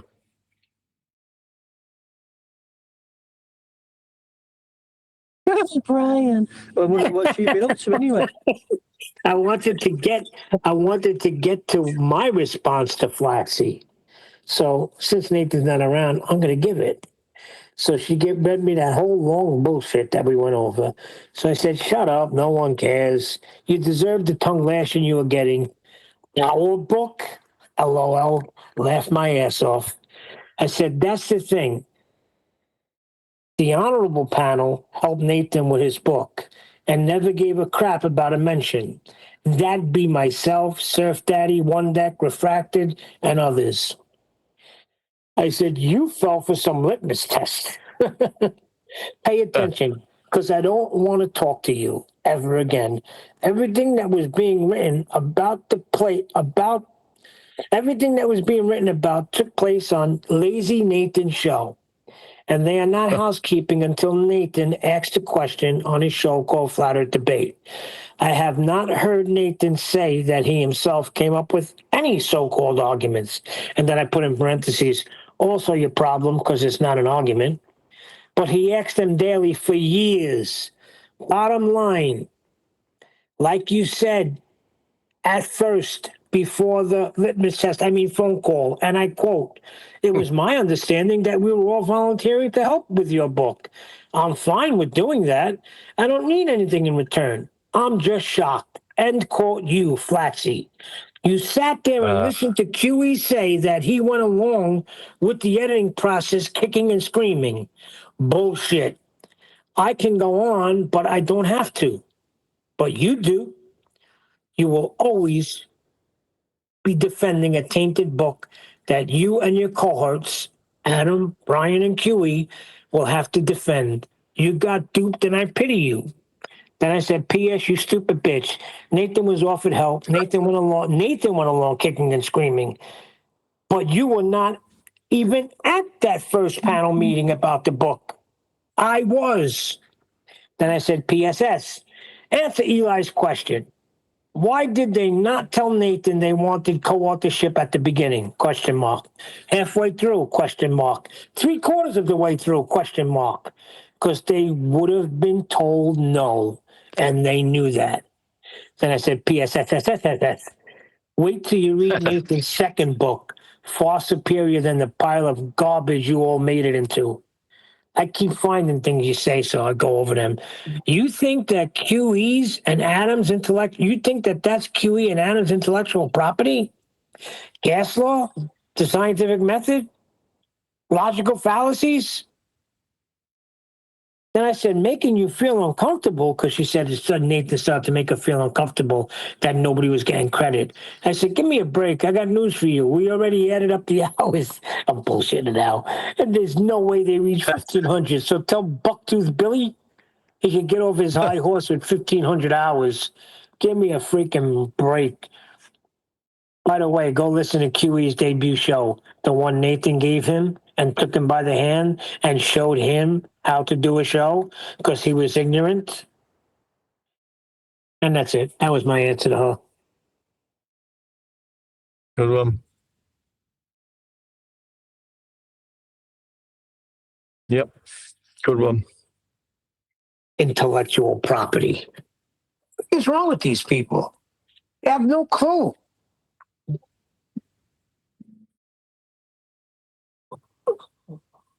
She's got daddy issues for QE. Oh, no doubt about it. Stop it. How's the laugh go? Brian, you don't Brian, you don't know QE. Did you hear her have an orgasm when freaking Indio like stepped in and jumped on DJ about refraction?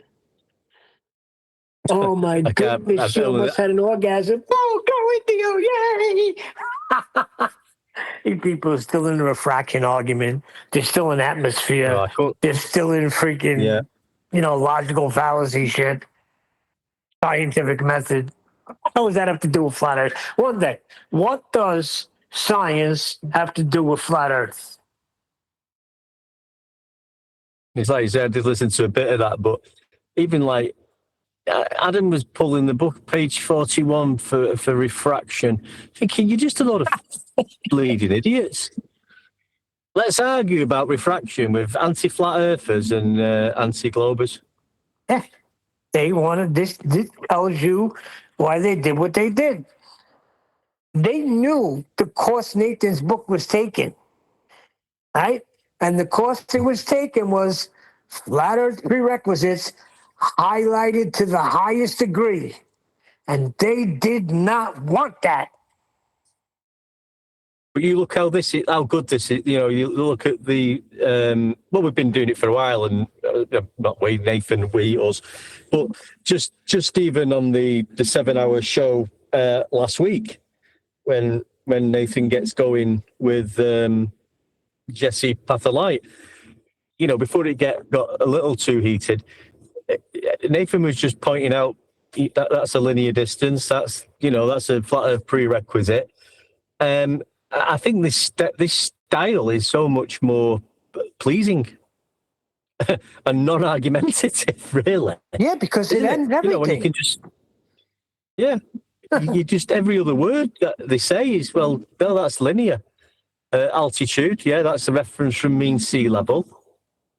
Elevation from sea, everything you want to talk about, you just point it out straight away. It's brilliant. It's once you can get on this road, all roads lead to flat Earth, and master this way, or just realise that what they're talking about and what they're pointing out with the flat Earth measurements, and just being able to point it out and stick with that, because that's what they are doing. Yeah, you can't unsee it anymore. Once you see it, you can't unsee it. This is the bottom line. Yeah. Found a new quote from Flatsy. Ready? You are furious that they would use these methods of holding your book hostage to get that. I do not agree with those methods. I have heard both sides, and I have to consider it as something reconcilable, hopefully. The one question posed is, who wrote the book, in quotes. It certainly wasn't me, no matter how many corrections I made, end quote, Flatsy Klein. So did you say today, did you say that she had suggested that she has some form of ownership in this, and she described it as our book, did you say? Yeah, she said we all worked hard on our book, meaning what they released, and we shit all over it. So just in quote Flatsy's words, quote, methods of holding your book hostage.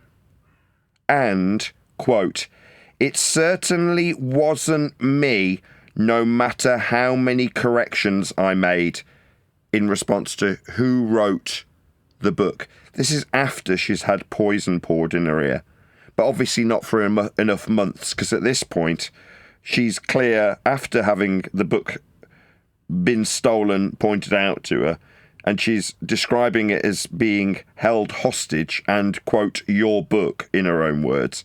She's saying, in terms of who wrote the book, it certainly wasn't me, no matter how many corrections I made, end quote, Flatsy Klein.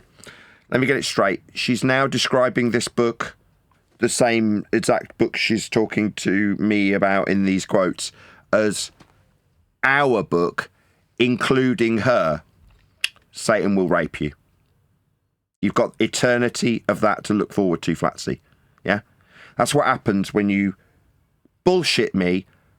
Is it maybe sarcasm, like Adam used when he was caught out in his lies? Is this sarcasm when you describe it as my book with the words your book? That is to say, holding your book hostage.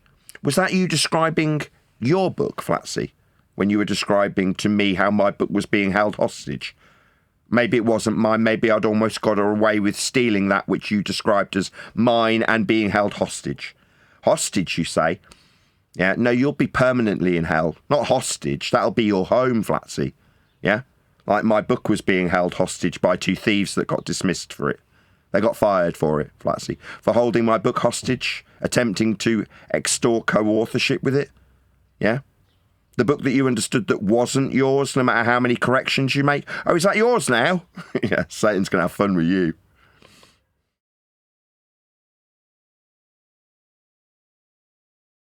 I can feel a bit of a Suno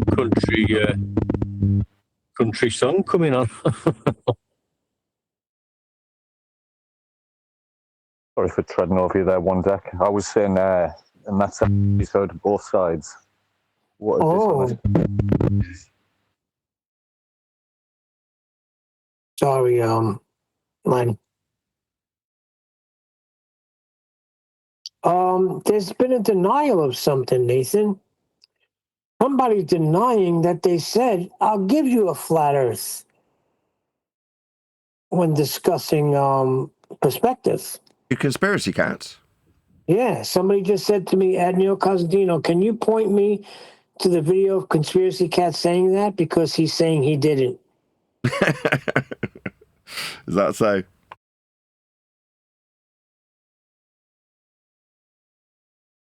Does it mean he'll give us a flat earth? Same guy, Conspiracy Cats, also denied this quote. Without the container, there can be no pressure, end quote, Conspiracy Cats. He spent about 5 years denying that. Now he's denying that he said, quote, I'll give you a flat earth for that when detailing the Rayleigh criterion. Yeah, the Rayleigh criterion's described with parallel planes of reference for angles to describe perspective with. That's why he, quote, gave us a flat earth for that when detailing the Brighton observation.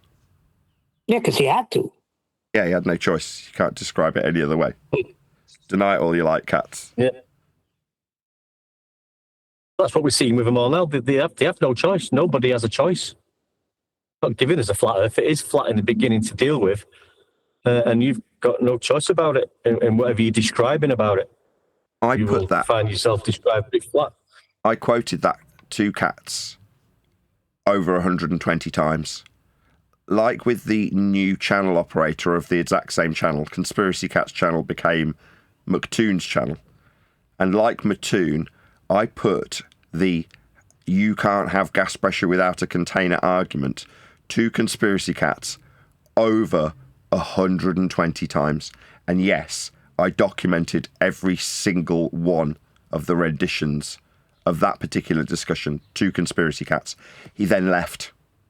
He gave up his channel to McToon. That was the order of events. Facts. Yeah, he's chasing ghosts now. Yeah, now he's chasing ghosts. Okay. I mean, if you're suggesting that you can describe deviation from the horizontal, that's curvature, with respect to perspective, lay it on me.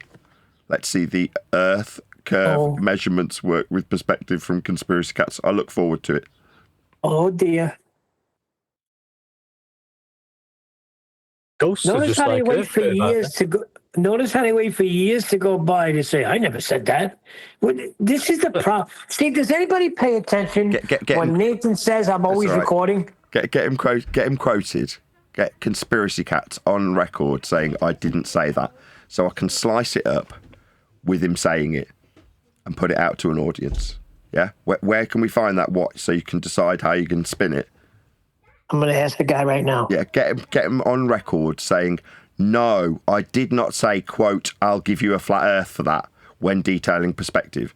Get him to say he didn't say it so we can absolutely humiliate this lying scumbag teacher called Conspiracy Cats. No worries.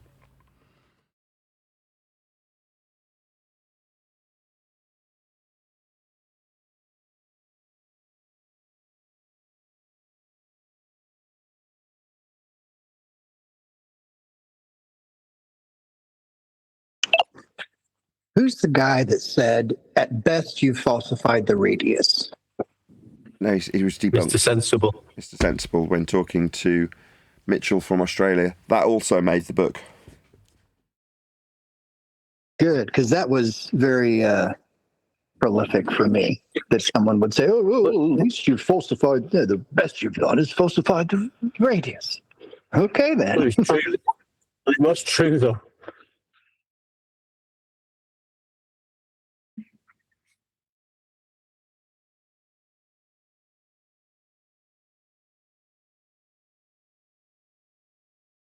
Just giving us a bigger globe.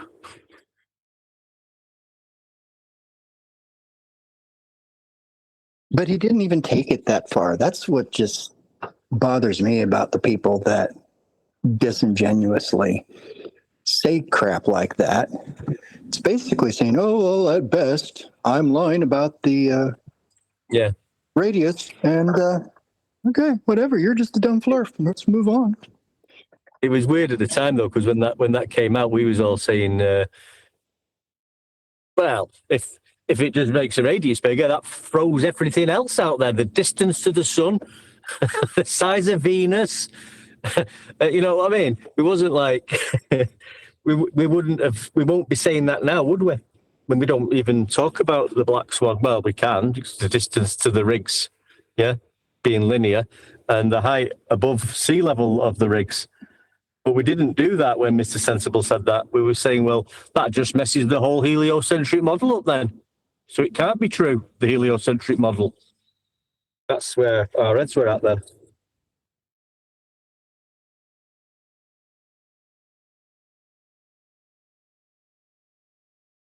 I don't think they think about it that way.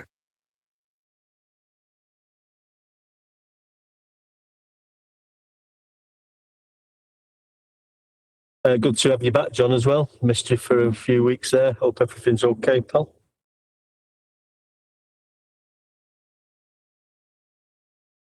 Yeah, I want to thank everybody for sure for helping. It was a rough couple of weeks. Hopefully, it'll be better soon. I got my unemployment started. So, thanks, guys.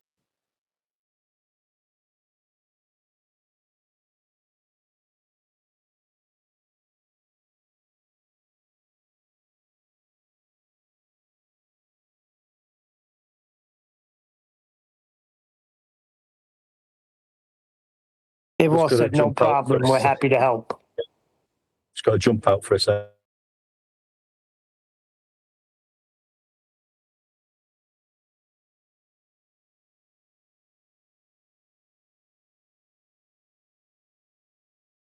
So I sent this crowbar guy a message. saying, "Hey, can you get me Cat's 9 that he said I'll give you a flat Earth when discussing perspective with Nathan? Video or audio will do." So, don't they realize Nathan is always recording?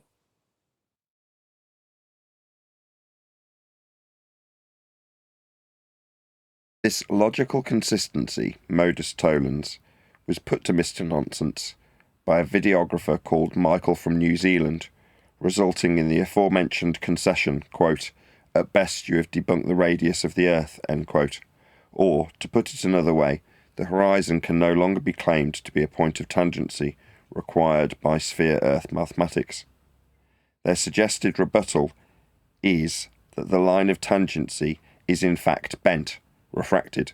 Well, little did the globe believers who gave this as a rebuttal realise that at the point you bend the line to the point of tangency, it's no longer a tangent.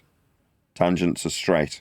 So, you break the ability for the globe believer to calculate the geometry in any way, shape, or form at their reified physical geometric sphere edge horizon, alleged to be the globe Earth's edge, a claimed point of tangency, hijacking perspective with their flat Earth measurements of height and distance to give them their bogus globe Earth geometry.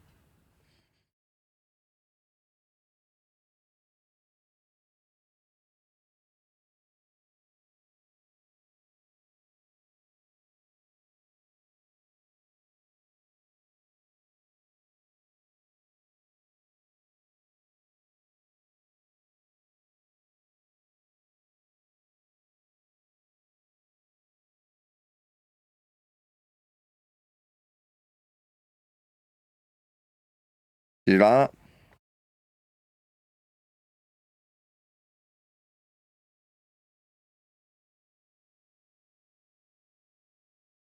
Clearly not. I heard it. I agree with the sentiment of the statement.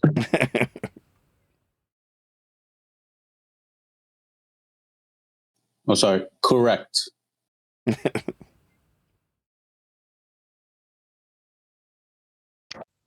Neil's not here. Exactly. True this bit. The final statement in The Rock, now recognised as being redundant. Once you accept Earth is measured flat regardless of if you choose to use those measurements of our beautiful flat Earth to build a Narnia-like sphere world to fantasize about, Earth is and can only be measured flat for everyone, including globe Earth believing tangent benders.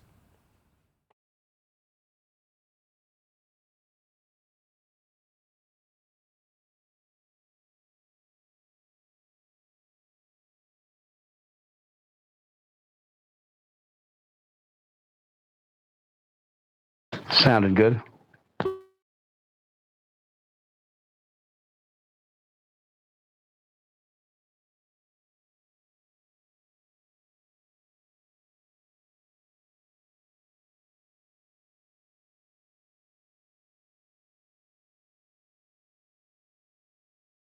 Well, thank you very much.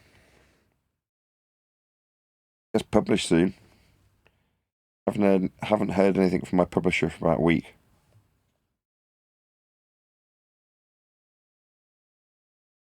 Are you going directly through the publisher, or are you talking to 10th first? No, just speaking directly. 10th's got nothing to do with it. I mean, he sat around while I was originally dictating the first draft, but that was about it. He was the person that came up with the idea to write a book. I mean, that could technically mean it's his book.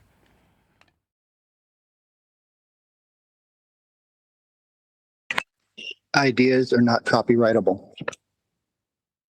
I was being absurd. Like, you should build a house on this land. You've got 3 acres. Build a house on it. 2 years later, this house is mine. What do you mean it's yours? Well, I came up with the idea to build it. You're just lazy. Do you mean you put the stone down with your bare hands? Lazy sod. I came up with this idea. Why hasn't it got my name above the door?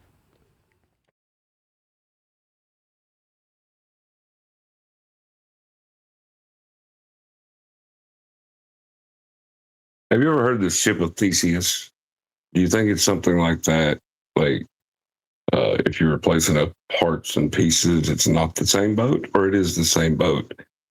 Or is always Theseus's ship, whether it's different parts, right? Right. We have a similar example with a character on a show called Only Fools and Horses called Trigger. And Trigger is a road sweeper. He says, this has been a very, very, very reliable broom. It's gone through 5 replacement heads and 16 replacement handles.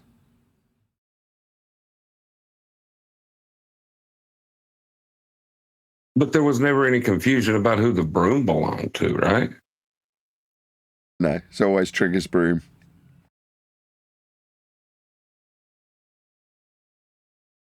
It's always Nathan's book, too. Oh,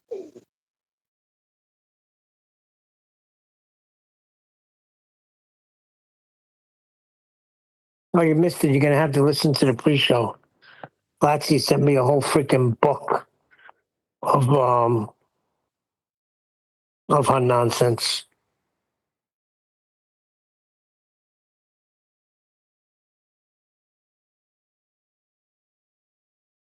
Yeah, like anybody cares. It's not even lined with thieves. What do you want? And she says she's seen the freaking, what do you call it? A notification. Bullshit, you listened to the show. Just admit you listened to the show and you heard it. My goodness.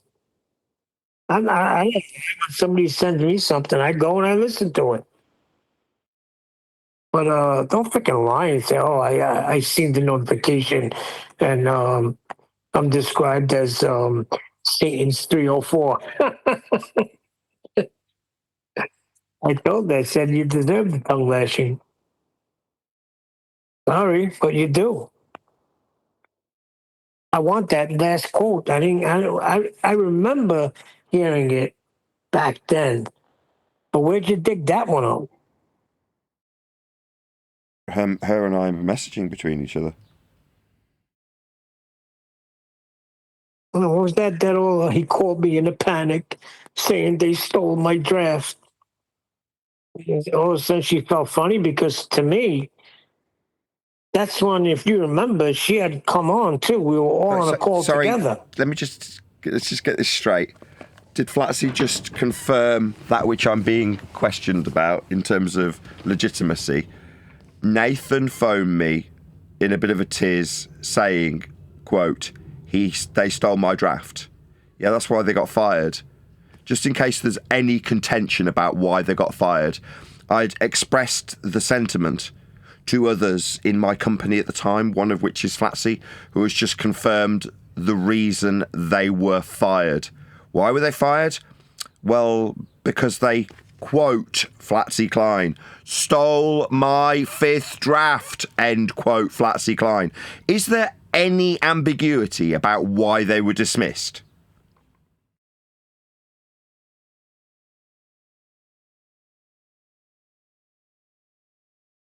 Anybody? Anybody ambiguous about the reasons they were fired and dismissed? No. It's because they stole my 5th draft. That's why they got sacked. It's just down the pub after they were sacked for stealing, they're saying, prove it. That's why he got sacked. Now, it's not like this is unambiguous. Even Whore of Satan Flatsy Klein understood that to be the case when, quote, Nathan was in a tiz because they'd stolen his 5th draft. Yeah, that's right. They stole my 5th draft. It got reheated with your bio at the front of it, you whore of Satan. Yeah, she also said, it's just the stupidest thing I read. Like, she said that I've been talking crap for months. Yeah, I don't deny that. When have I denied it? But the thing is, I'm not talking shit. I'm talking truth. You're talking shit. I'm giving you the facts of what went down. You're talking bullshit because you got the phone call. But they told you it was a litmus test to see who really wrote the book. So they persuaded you to believe that they wrote Nathan's book. You are just a stupid broad. See, they couldn't pull that crap with me because I was there. She wasn't there at the beginning. She came in later for punctuation.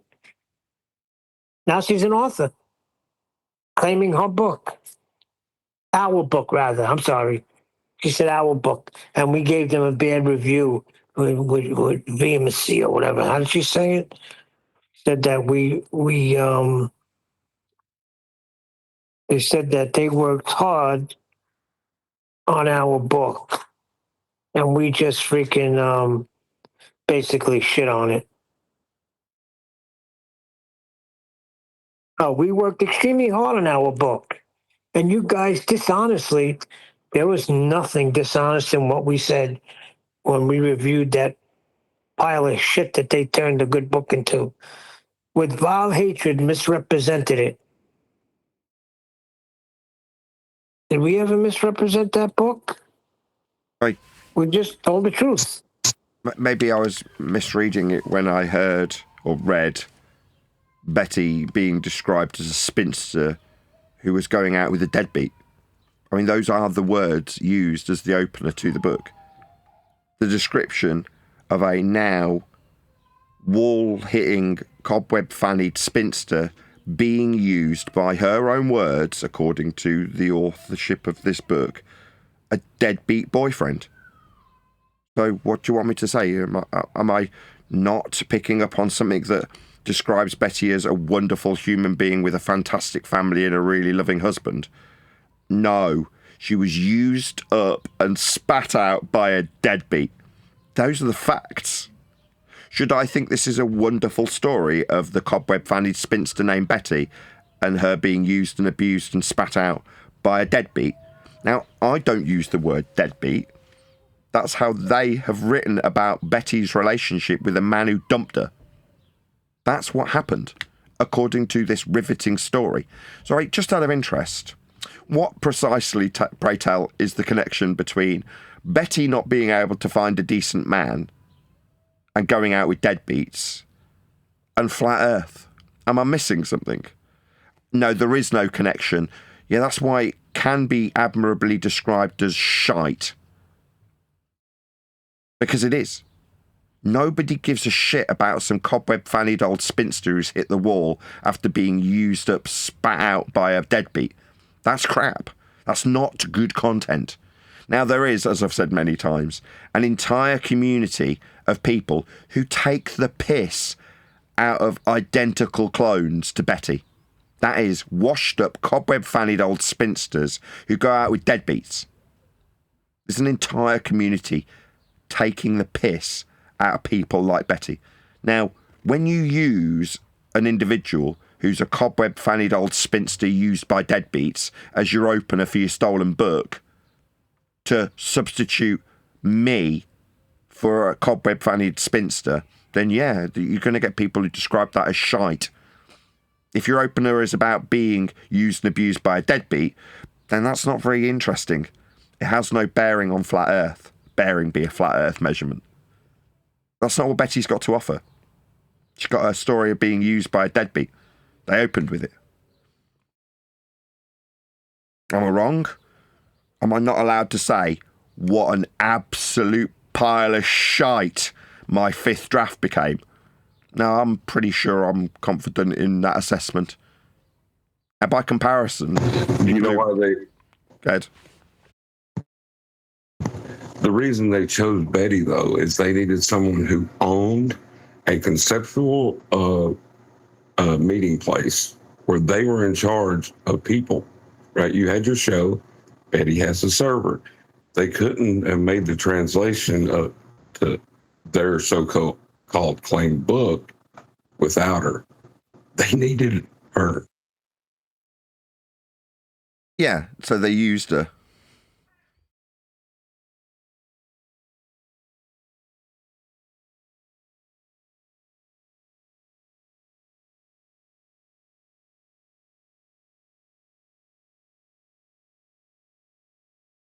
Anyway, Water under the bridge. C'est la vie.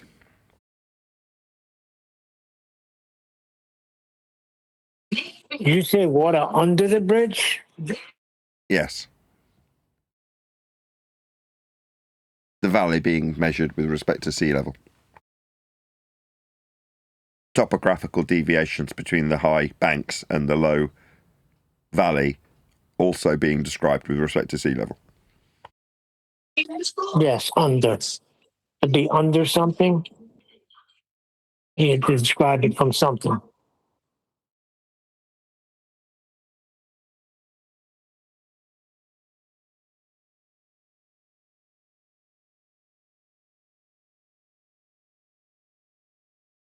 Anyway.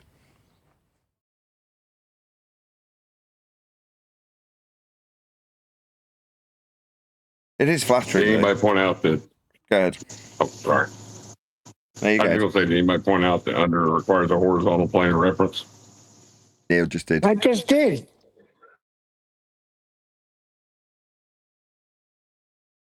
Sorry, Neil, I'm cooking. It's loud.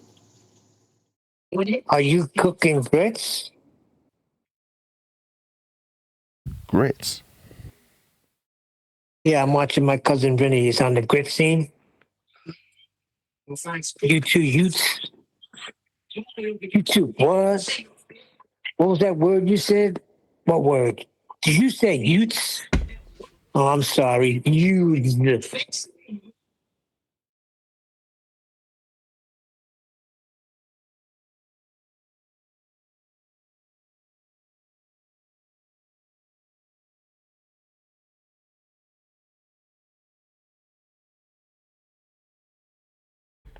Looks like it's all gone a little bit quiet. I'll probably take this opportunity to round out. So, I will say, first and foremost, a huge, massive, enormous thank you to both Discord and G Plus panels for making today's after show possible. And of course, a massive thank you to all of you for liking, commenting, sharing, subscribing, joining as a Nathan Oakley 1980 channel member. Hit me up on PayPal, Patreon, using the super thanks button, all that good stuff. Another massive thank you to Discord and G Plus. I've been Nathan Oakley, and I will see you all in the next video. But when you measure it flat, it contradicts that. I'm spitting flat facts and that. And I know you don't like that. Google Maps is flat, it presents elevation profiles like that. I'm a spitting flat earth king. Sentence has a ring, doing my own thing. If earth was a big roast chicken, factually finger licking chicken. We just got the measurements missing. I'm spitting eggs and begs, begging the question lesson. I've said it before, time after time. I'm the spitting flat earth king of rhyme.